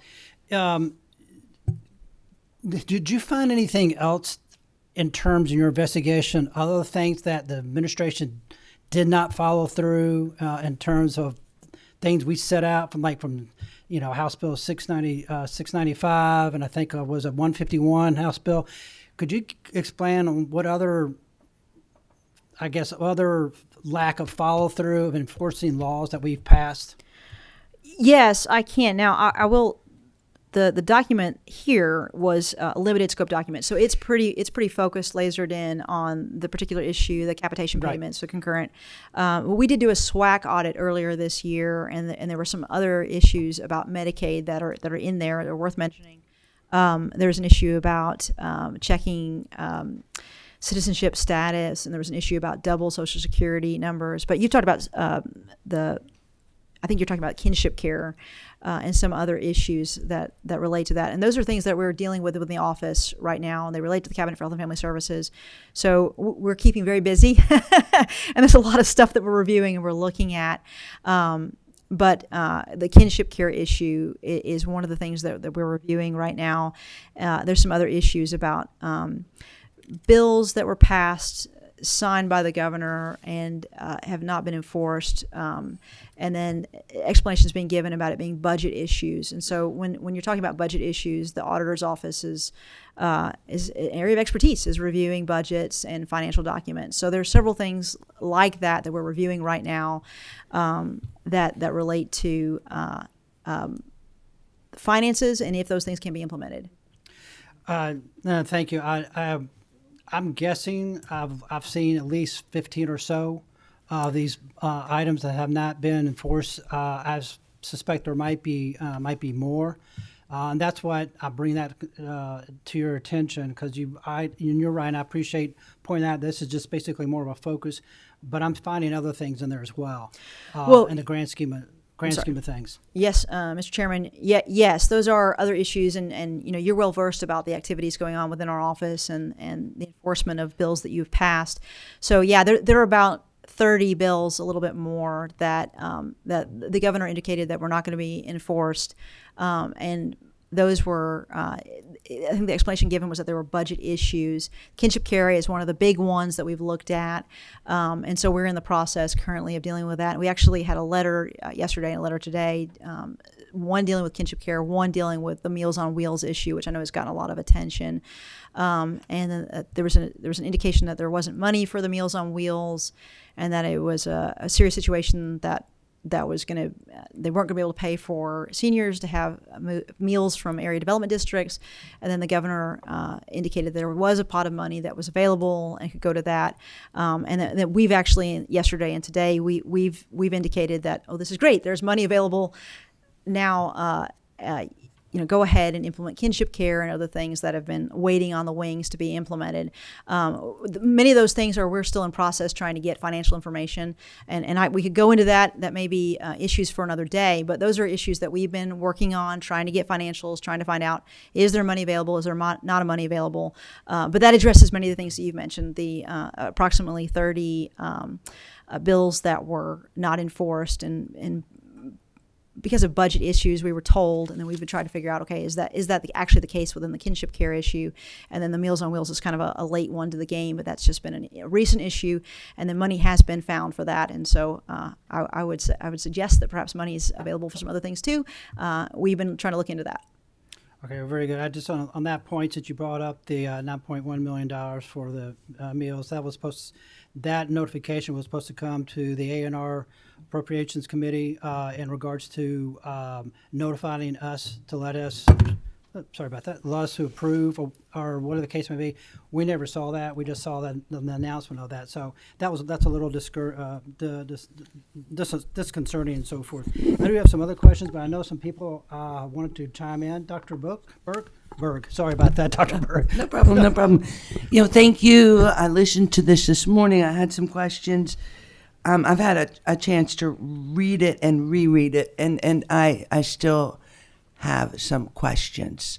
If you will indulge me, there is more than one. First of all, during this period that we did this audit, weren't we limited in taking people off the Medicaid rolls? Yes, that is correct, but not for if they weren't a resident. So, okay. Yes, and I think that's... So we weren't allowed to remove the vast majority of people, but if they were not a resident in the state, we could have removed them. Yes, and we should, because they're getting Yes. double payments. What do we pay per month, per head to our MCOs? What did we pay Back then? during this time period? Yeah, that's a good question. Okay. Per month, per head. It varied. It varied. In fact, actually, if We paid different amounts for different people. yeah, we did. It varied. So there wasn't a. In fact, Alex, if you'd like to. Sure. Weigh in Younger on that people one. pay less. It Older varies. people pay more. Average. Yeah, it varies based on the category of Okay, Medicare the recipient you're average. talking about. The Yeah. average. I mean, it could be anywhere between $300 to $1,400 a month per person for a capitation payment rate. Okay, 200 to 1,400. Sorry, 300 to 1,400. Yes. 300 to 1,400 per head, depending on the head. Yes. And during this time period, how many total heads individually did we have that were enrolled in more than one state? Oh, yeah, I'm trying to figure out where we come up with $800 million because I'm not doing that math. I'm not finding it. So I'm just trying to figure out, where did these numbers come from? We'll walk you through it. So Thank you. if you look on page 29 of the report, that is a chart that lists the number of unique individuals that are concurrently enrolled in both Kentucky and at least one other state. That war. This is old data. That this are. is data from 4 years ago. It's Yes, that is correct, but that is the time period that the Inspector General That for you HHS Yeah. directed us to look During at. this time period, before, as a state, apparently multiple states were not aware of this problem, because you say the Biden administration reached out and said this is an issue, everybody has to address it. So we're not alone in this. I mean, that's true. An issue that has happened nationwide with apparently multiple states who pay MCOs on a per head basis, not a fee for service basis, have been paying some heads too many times. That is correct. Correct. All right. How many, all told, the 20,000, 14,000, add this whole line up for me. How many was that individual? Because you say some of these are enrolled in 5 programs. Right. How We many could- unique identifiers are we dealing with? We can go through each one. You don't know that number? No, I do. There's 48 of them, and if- we could give you 48 states, and we could go through. Yeah, we could go no, through- I want to know how many people, not by state. I don't care what state they lived in. Right. I want to know how many people did we pay our MCOs to cover that were also being paid in a different state to be covered at the same time. Not, we did it here, they did it there, Dr. simultaneously. Berkman, we'll let him go ahead and answer the question. I think we got your point. I Okay. think so. It would have been helpful if we had a total category on the bottom of this chart. But if you go and you add up all the individuals listed in this chart, I think rough math is maybe, I don't know, 70,000 individuals. It looks like 20,000 plus 14,000 plus 12,000. And if you did that 70,000. calculation, it would go on. And if it's helpful, it's page 29. There's a chart that has each. It actually breaks it down. It has each state, and it has the number of unique individuals.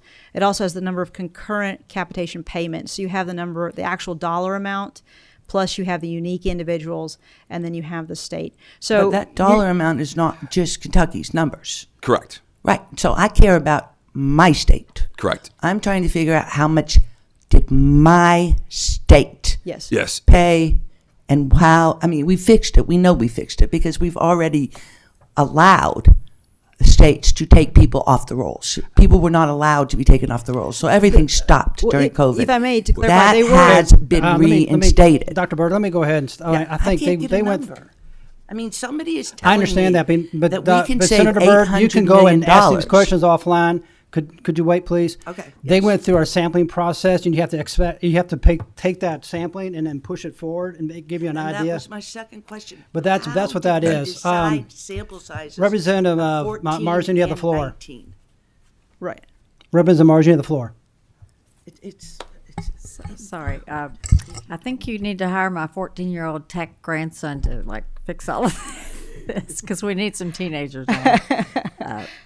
But thank you for your efforts, and I think the 800,000 and so is the Kentucky plus all of these states. 800 million, Kentucky and all of these states.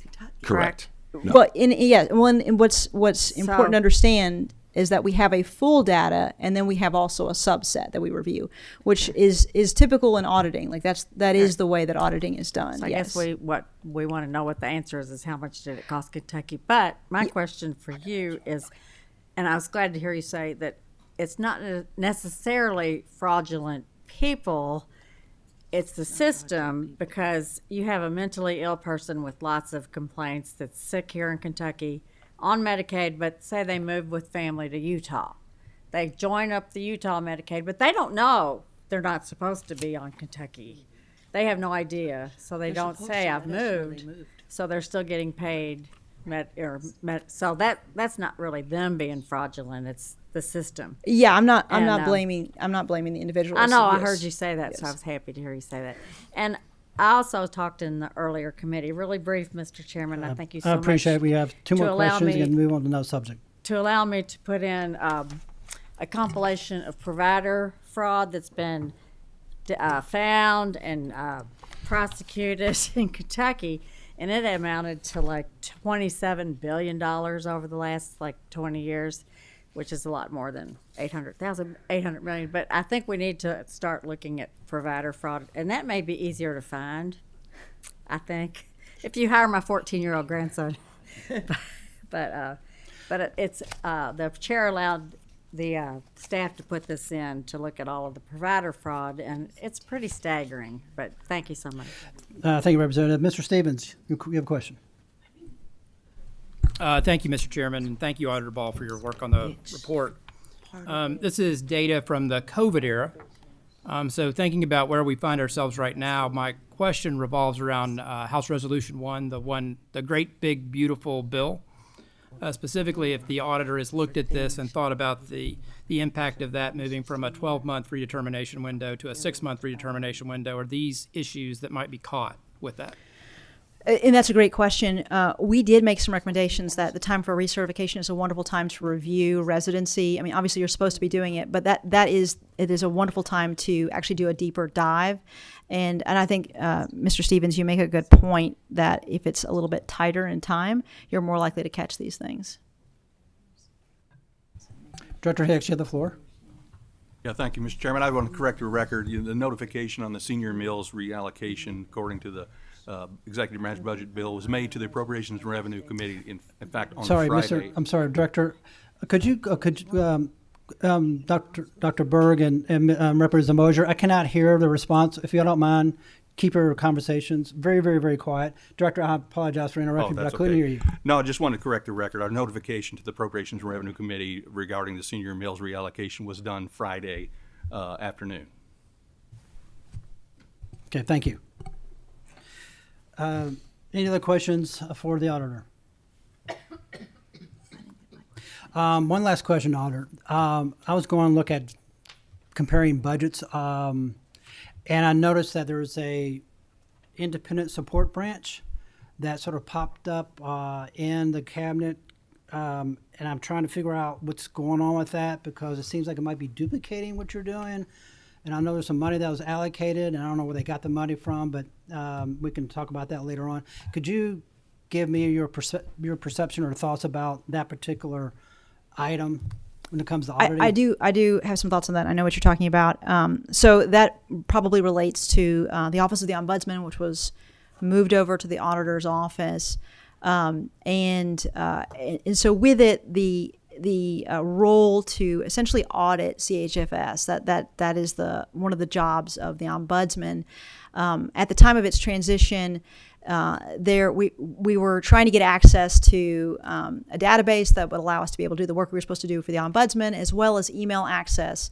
And at that time, there was some challenges getting access to that information. In the course of that, we learned that there was an independent support branch that was set up within the Cabinet for Health and Family Services with its own email. And we've gone back and forth trying to find out if they're duplicating or attempting to duplicate the role of the ombudsman that the General Assembly moved over to our office. So I suspect that's what you're talking about, the independent support branch that is over at CHFS. and we've been trying to determine exactly what that is as well. Is it duplicating our efforts? We've been also looking into that.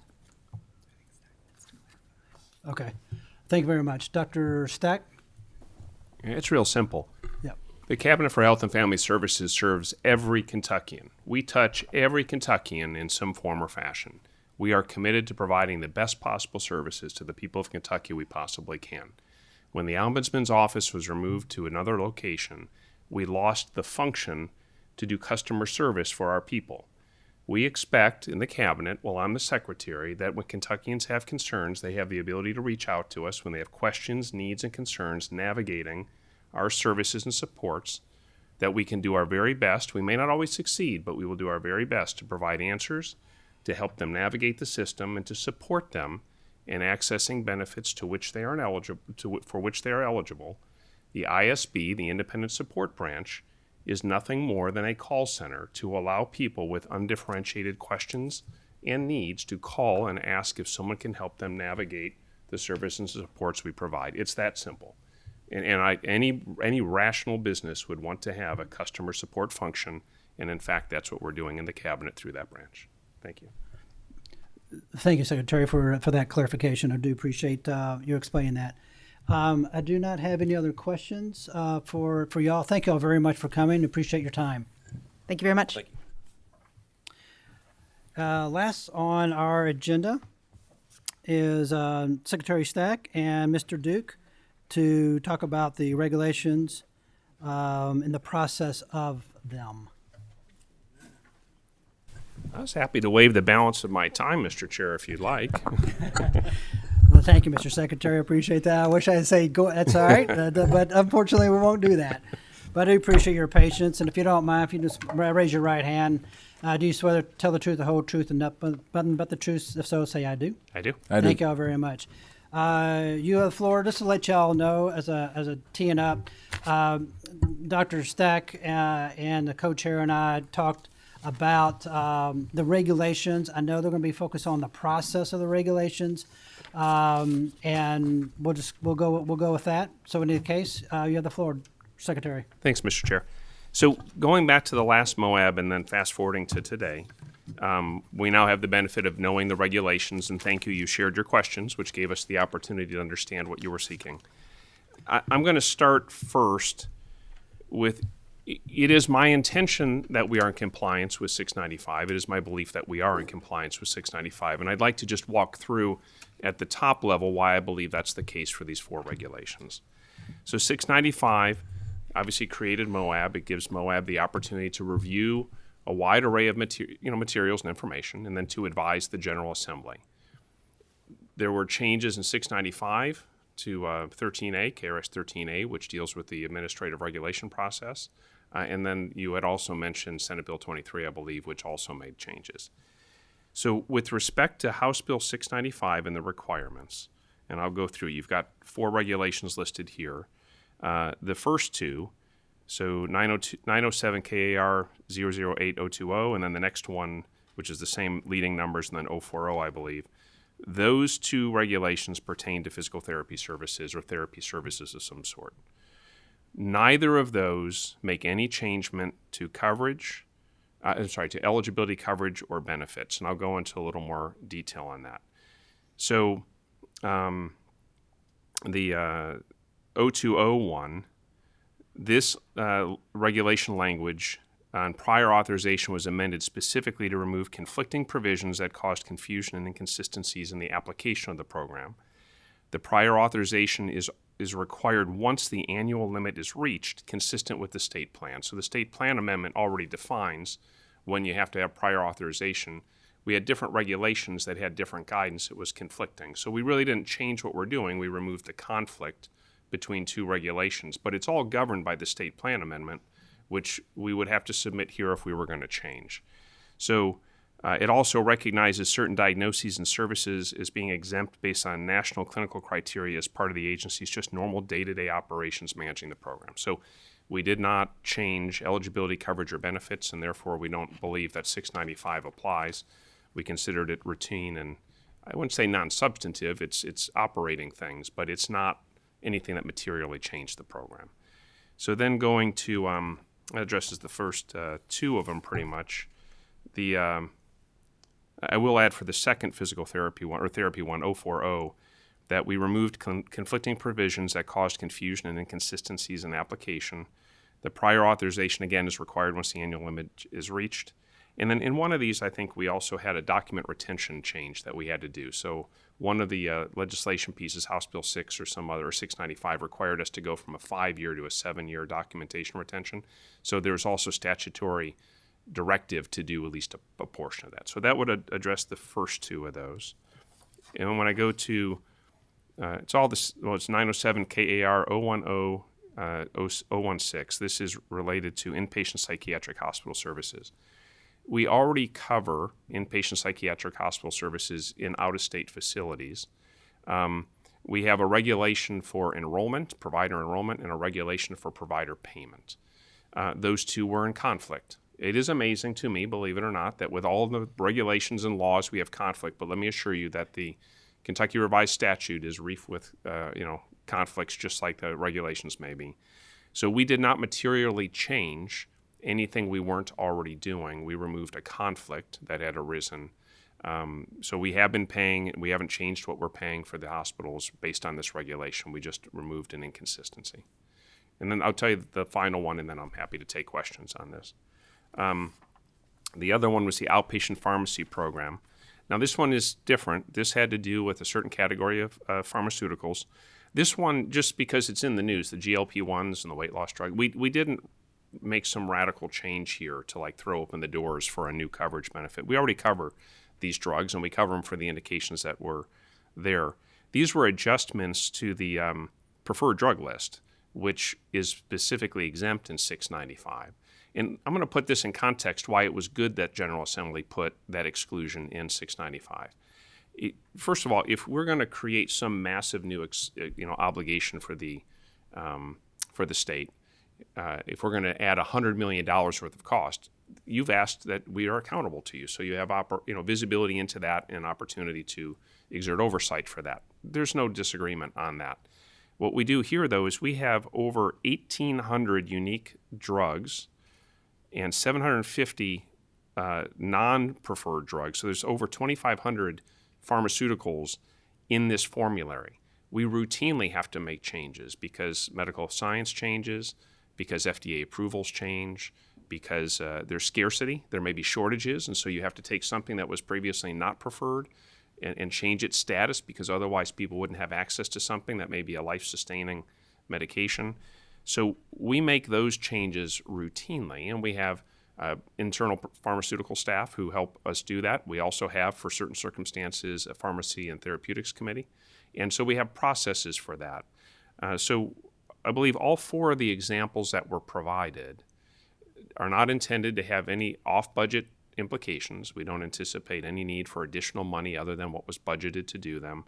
We either believe there was statutory direction in some instances to do it or statutory exclusion to be able to do that as part of the operating thing. So again, it's my intention that for these, and in fact, I referenced off the top of my head, I thought there were 10 regs we had filed. We did in fact file 10. I think one was emergency and there were 9 ordinary.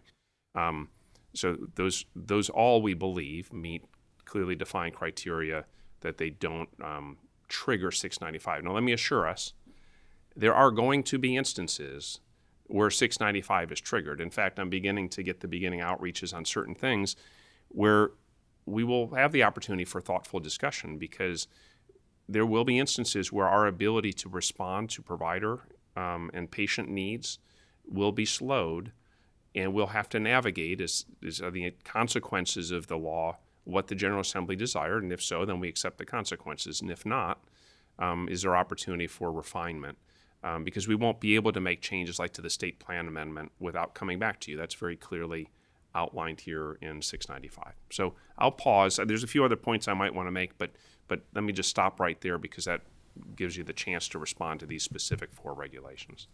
Well, thank you, Secretary. So I just want to make sure. So for the first 3 regs you mentioned, there's going to be no change to the state plan and nothing to be filed with the CMS. Well, there's no change to the state plan. Then when you say there's no change to CMS, these should just be our regulations to comply with various things. So I don't think we have anything to file with CMS.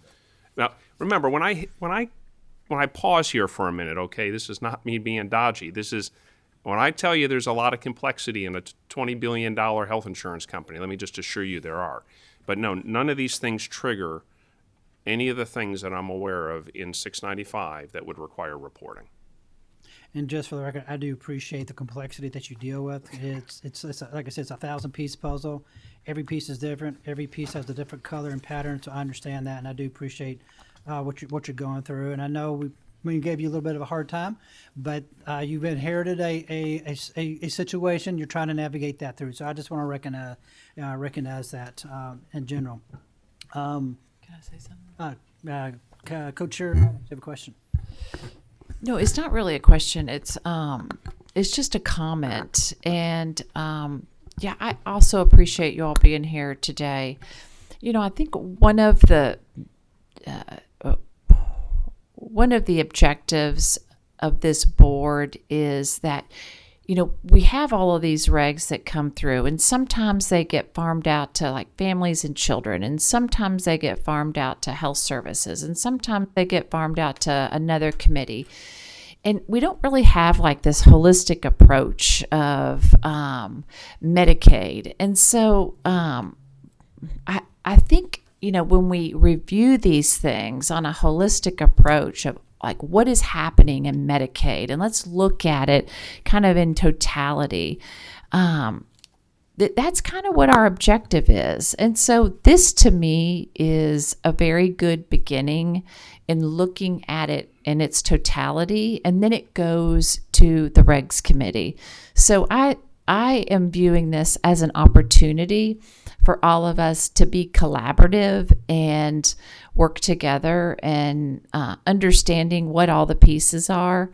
So I appreciate you all coming back and talking to us and figuring out like where all these pieces go together. Because you are correct that the cabinet does touch everybody across the Commonwealth in a very different way and in a very specific way. And so let's get it right. And I do like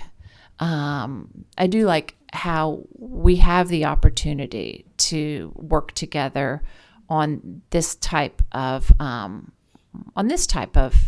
function. So thank you. You're welcome. Thank you.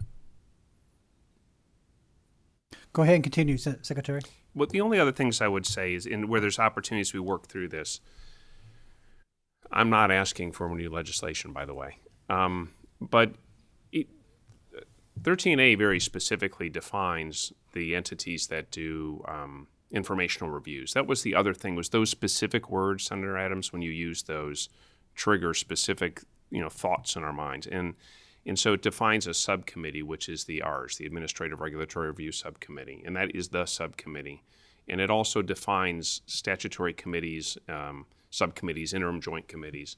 Moab is a little bit different. I mean, I'm sitting up here with my colleagues. This is not all a committee of legislators. This is a committee of mixed individuals. And it's an advisory board that advises the General Assembly with non-binding determinations. So Moab's a bit different, and what I wanted to be careful about when we talked about this was, and I don't think we have this in written policy that I can find, but it is sincerely my observation in doing federal advocacy for 2 decades. Typically the executive branch, when we promulgate regulations, we're required to put all of our work in what we propose, and we propose a regulation. And then the public, anyone in the public, including you all in that instance, have the opportunity to comment on it, critique it, tear it apart, whatever you want to do about the material. And then we have an obligation to review that input and be responsible about reporting back what we did or didn't do with it. Now, we can decide we're going to use it or not use it, but we have to be accountable for it. And so we do that. And then once we've done that and done our final version, typically then we submit it to LRC, or it's all in there, and then we come back and we do a 2-step hearing process usually. It's ours, and then it's a committee of jurisdiction. Used to just be that, I don't know what it used to be. I'm sure it's varied over history, but health, and now it's health and family, and now we have health and we have family and we have Moab. All right, but Moab's not a committee like those other two, at least not the same construct and design. We want you to be informed. You will make better decisions, we hope, if you are informed and understand these complex programs upon which so many people rely. It is challenging, and Senator Adams, I agree with you. This holistic approach we would welcome that. It is very challenging to give the same presentation to 2 or even more committees sometimes, to have different chairs who process information differently, which is fine, but then they want to reach different conclusions and we have the policy heading different directions. It's really hard, and of course, we all know how this happens. We have to have a thick skin and sit and listen to a lot of critique. But the critique's not the same or uniform across the different things. There's 138 of you, and that's 138 individual leaders who have different views and different ways of processing it. As long as I'm the secretary, it is my commitment, my desire for us to be collaborative, supportive, and work in good faith. And we can agree or disagree, and we can say that out front when we need to do that here. But I would really welcome our ongoing dialogue so that you can do the job you're tasked to do, to oversee these programs, to set the broad policy, and to appropriate the money for it to do it, but so that we can then do what the executive branch has to do, which is to execute and implement to the best of our ability efficient and effective and high-performing services to bring to life the things that you pass in legislation. So if we're voicing the same general sentiment there, I'm very grateful for that, and I look forward to the work we have ahead. And we take your comments to heart, and we do appreciate your willingness. And I know we have a job and a responsibility not only to our districts but also to the Commonwealth. And I think I'd like for us to get on the same page in order to go forward, because we're there to serve our citizens, the people next door to us, or the people in Paducah or in Pikeville. So it doesn't matter where they live. We're here to serve them. So I do appreciate that. As long as we work in a collaborative and cooperative approach, that'd be great. I do appreciate that. Is there any questions from anyone? All right. Before you take off, I know it wasn't on the list. I'm not trying to blindside you whatsoever, but I know the date is upon us, 2 weeks or so on the rule. Oh, yeah. I'm happy to comment on that. Yeah, could you give us the cadence? Have you talked to anybody? Have you gone back to the stockholders? I know you talked to people, but have you gone back to the stockholders? Yeah. I haven't heard anything. At least from my point of view, and I don't know about. Yeah, I'm happy to give an update. No. Yeah, if you can just an update on who you talked to, where we stand, and how that's progressing. Well, I can give you a good update, but I don't know if I can list all the people I've talked to because it's been a fair amount. So you just send an email. Yeah. No, I'm just kidding. I'm kidding. Well, so.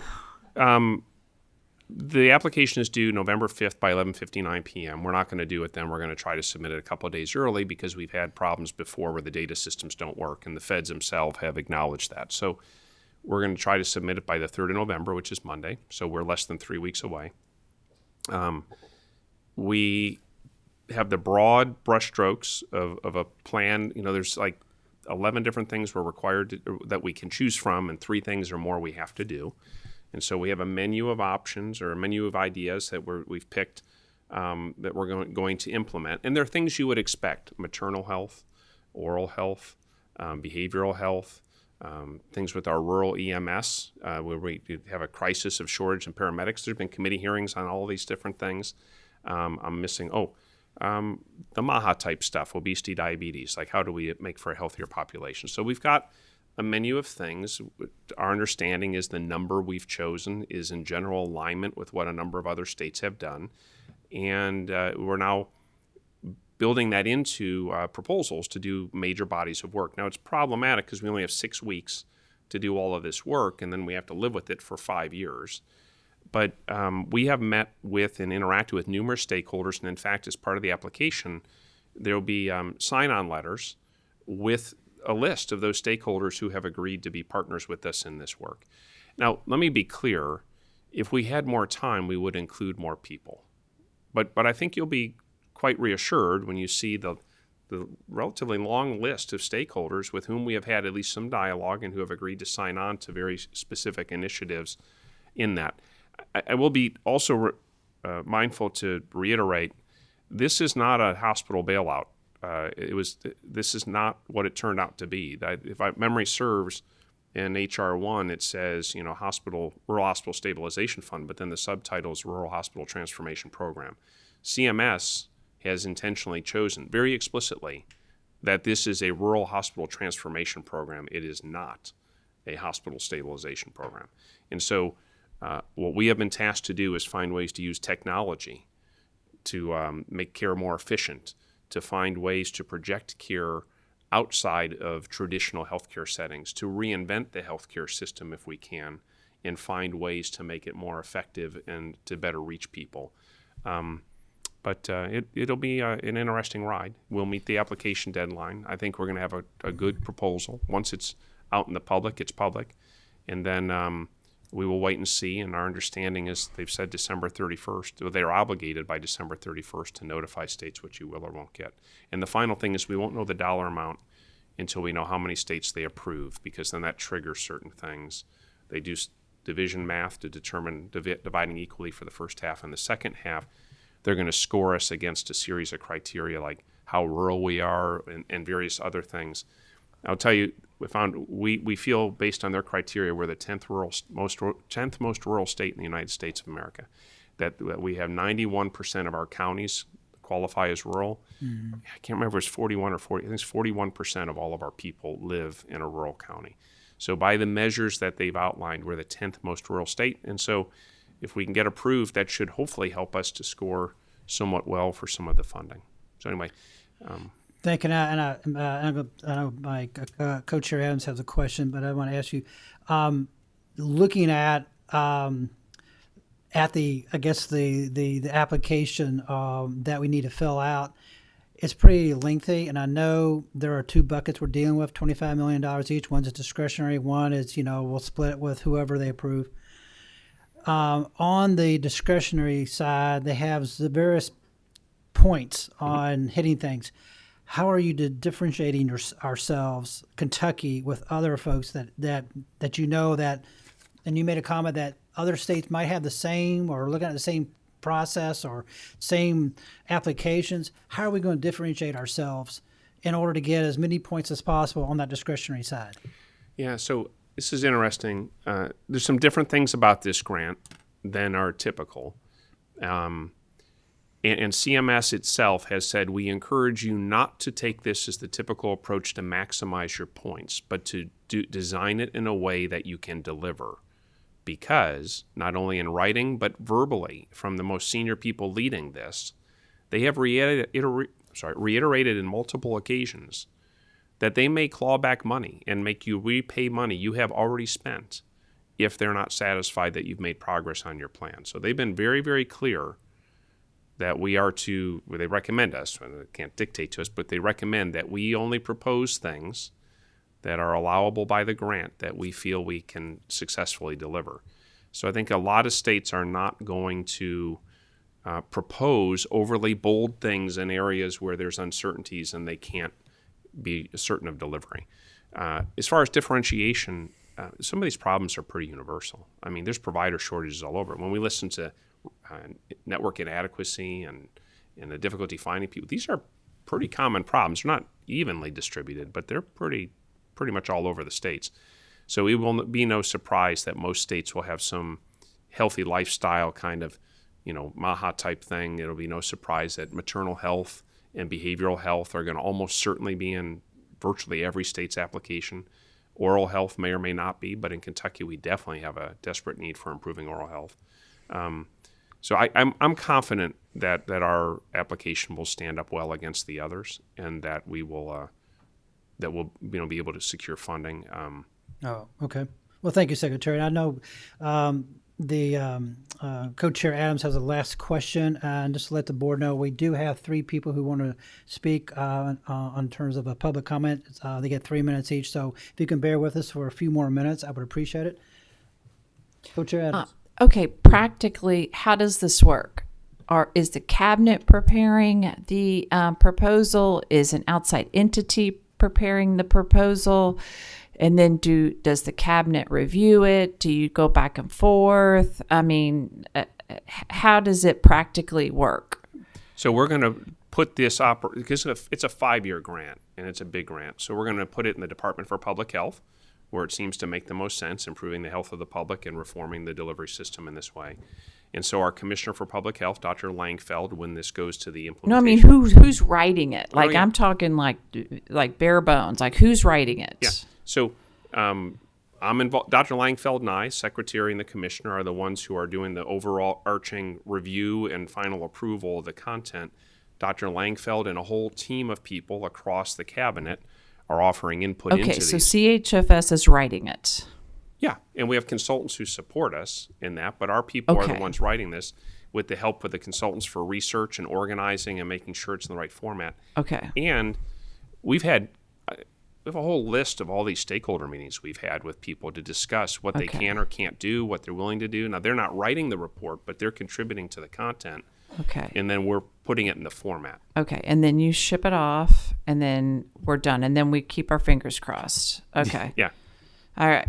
And then we start thinking, like in November and December internally, how, because they're going to want us all to be able to see. I was just in Washington, D.C. the last 2 days, and I met with a whole bunch of state health officials who are dealing with the same thing.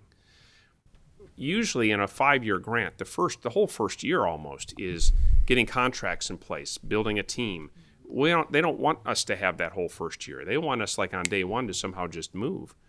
But that's just not consistent with how things normally happen. So all of us are really trying to move, lightning fast. But that's what we'll start thinking about in November, December, about with the plan we submitted. How can we shorten all the lead times on all the implementation? Okay, thank you.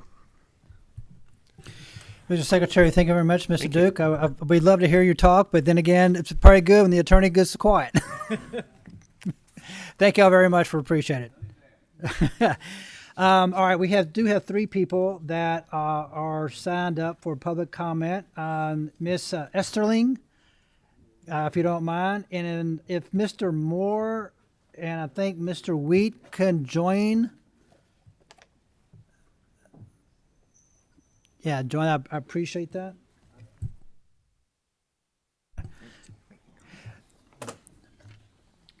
Ms. Easterling, you will go first. If you don't mind, make sure the light is green on your thank you, and then make sure it's close to you and speak, and you have 3 minutes. And if you don't mind, just introduce yourself and if you represent yourself or somebody. That's my very beginning. Thank Good afternoon. I'm Priscilla Easterling, and I serve as the Director of Outreach and Enrollment at Kentucky Voices for Health. After graduating from Berea College in 2013, I worked in Virginia for 3 years as a health insurance navigator, helping families enroll through healthcare.gov. Every day I saw how inefficient delays between the federal platform and the state Medicaid agency, 2 different systems, cost eligible families precious time and sometimes their coverage, often leaving them uninsured and frustrated. That experience gave me a deep appreciation for what Kentucky built with Connect.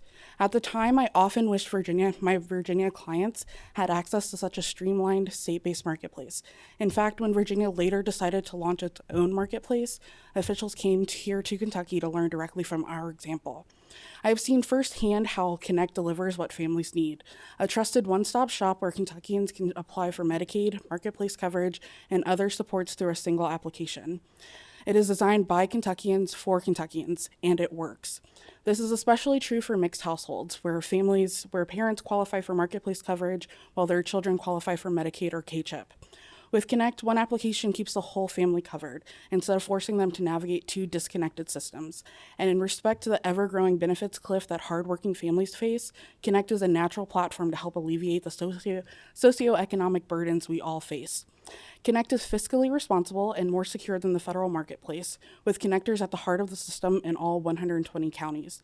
Connect uses no general fund dollars, and while federal grants supported its initial development, ongoing operations are funded by a 1% insurer assessment.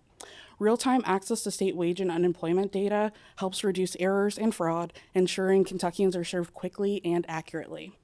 By contrast, the state-based federal marketplace hybrid model comes with a 3.5% fee passed on to consumers.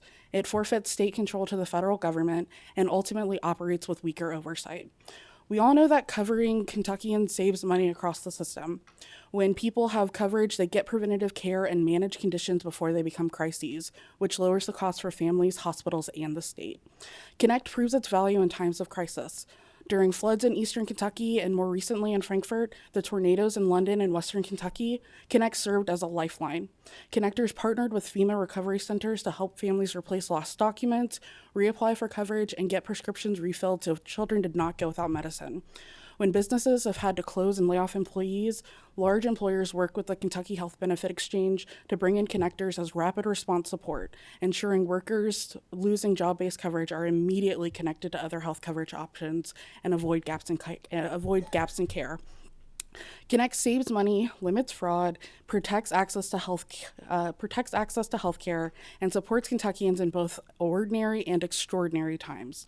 Community-based connectors enhance the state's capacity to process paperwork and ease the burden of navigating a healthcare system that is not always easy to understand. With open enrollment just days away, the need is greater than ever to ensure every single Kentuckian has the help they need to navigate coverage successfully. Thank you. I'll turn my microphone. Thank you very much. Let's see, Mr. Moore, you're next. If you want to grab a chair, ma'am, I hate for you to sit there. I feel very I got disrespectful. to sway. It's like It's okay. she pushed me away. That's fine. I just want to make sure you don't have to sit there and stand. Kick him over. I'll be very brief, and then I'll step aside. Good afternoon, Co-Chair Adams and Co-Chair Fleming. Thank you for the opportunity to present to you today.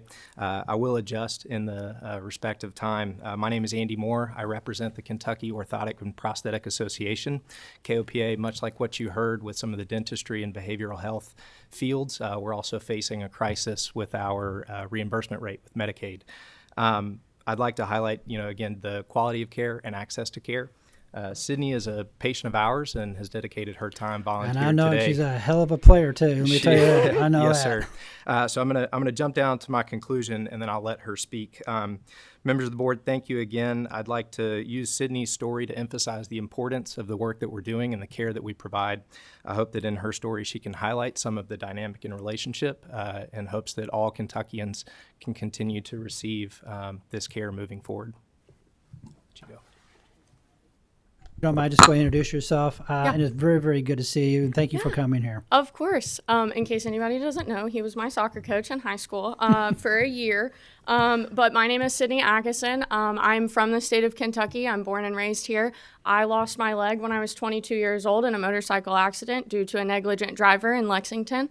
I am lucky enough to live in the city of Lexington, so I have phenomenal coverage through Kinney Orthopedics, now a hanger clinic. But when I was in my accident, I was actually told by my doctor before they tried to save my leg. So before I decided on amputation, I was sent to Kinney Orthopedics, and they sat down with me for about 2 hours. Just explaining the process, explaining what I was getting myself into, explaining to me that it is not going to be an easy process to get my insurance to cover these things and to get the things that I need to snowboard, to wakeboard, to surf, all of which I do, and all of which I also give back to a nonprofit called Dubability Athletics, where I teach other kids who are limb different to do these things. All across the U.S. And I mean, without the team of orthotics and prosthetics at Kinney's, I wouldn't be able to do any of these things. I still do them with pain and, pushing through prosthetics that don't work and things like that, because even, insurance doesn't want to cover them. And they definitely do not want to cover sports prosthetics. But, I still push through. I still try to give back and do everything that I can to make sure that, people get the best care that they need, and they go above and beyond every day. I mean, I'm in there weekly, and they get paid one time when I pick up my prosthetic. And I go constantly, because I constantly break things, and I constantly put holes in things, because I'm active, and I have a job, and I try to give back as best as I can. So, thank you. Thank you very much. You got a heart of gold and a sharp mind, and it's a pleasure to see you. So, you let me know if you need any help down the road, because I think highly think of you. So you're very good. Thank you very much. Thank you. Okay. Mr. Wheat, you have the floor. If you don't mind, introduce yourself, who you represent. Make sure it's green light is on and the mic is close. Thank you. There it goes. Sorry. You got it. Thank you, Mr. Chair. Thank you, Board, for the chance to address you today and for you hanging out with us. My name is Caleb Weed. I'm an ordained elder in the United Methodist Church here in Kentucky, and I was invited here today by Kentucky Voices of Health to share some of my personal experience in the Medicaid program. I currently serve at Antioch United Methodist in northern Kentucky. I live in Ellesmere, Kentucky with my wife, Gwendolyn, and our 3 children, Jackson, Catherine, and Jeshwan. Until just a couple months ago, when my wife began a new full-time position, my children had been on K-CHIP for the last 5 years, and it had been an incredible blessing to our family. From the time that my wife had left her previous full-time position after Jackson was born until our kids joined K-CHIP in the fall of 2020, managing their health insurance was an incredible challenge for us. It was becoming more and more unaffordable, and I simply did not consider that there were benefits available to us at all. I was raised in a context where it was assumed if you were working, you wouldn't need assistance. And one of the many problems with that assumption is that even full-time labor does not always come with all the necessary provision to care for one's family. And I'm including the provision necessary so that a parent can care for your children and care for your home full-time. When I finally realized I should look into it, I saw that our children did qualify to be on K-CHIP, and it makes sense that we would. We were a family of 4, and we had started taking steps to become a family of 5 through an international adoption, which is now completed. I worked full-time, and my wife was a full-time homemaker.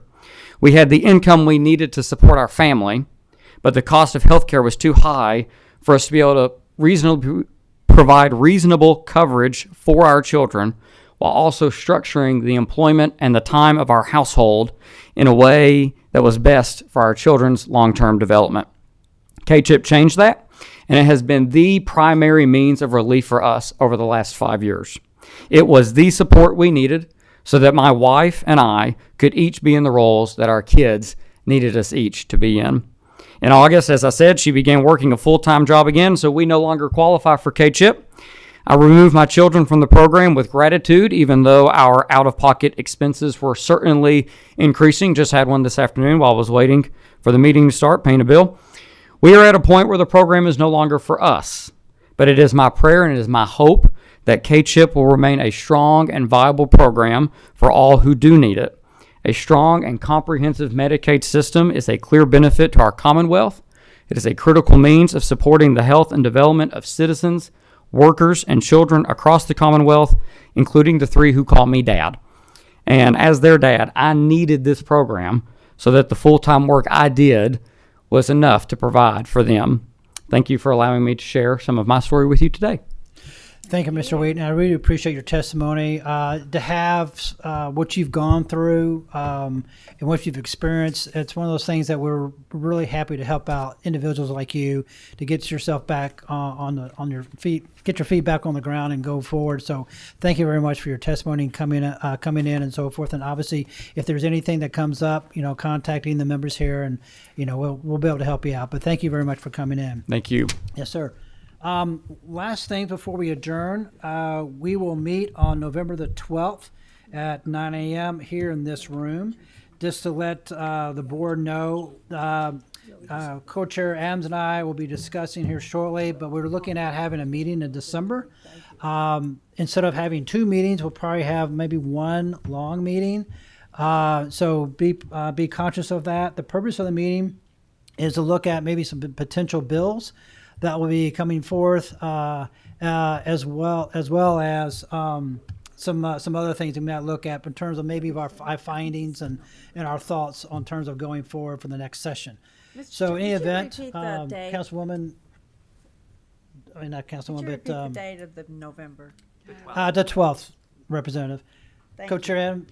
Do you have any? It's in the morning. Okay, if there's not any other comments, we stand adjourned. Yeah.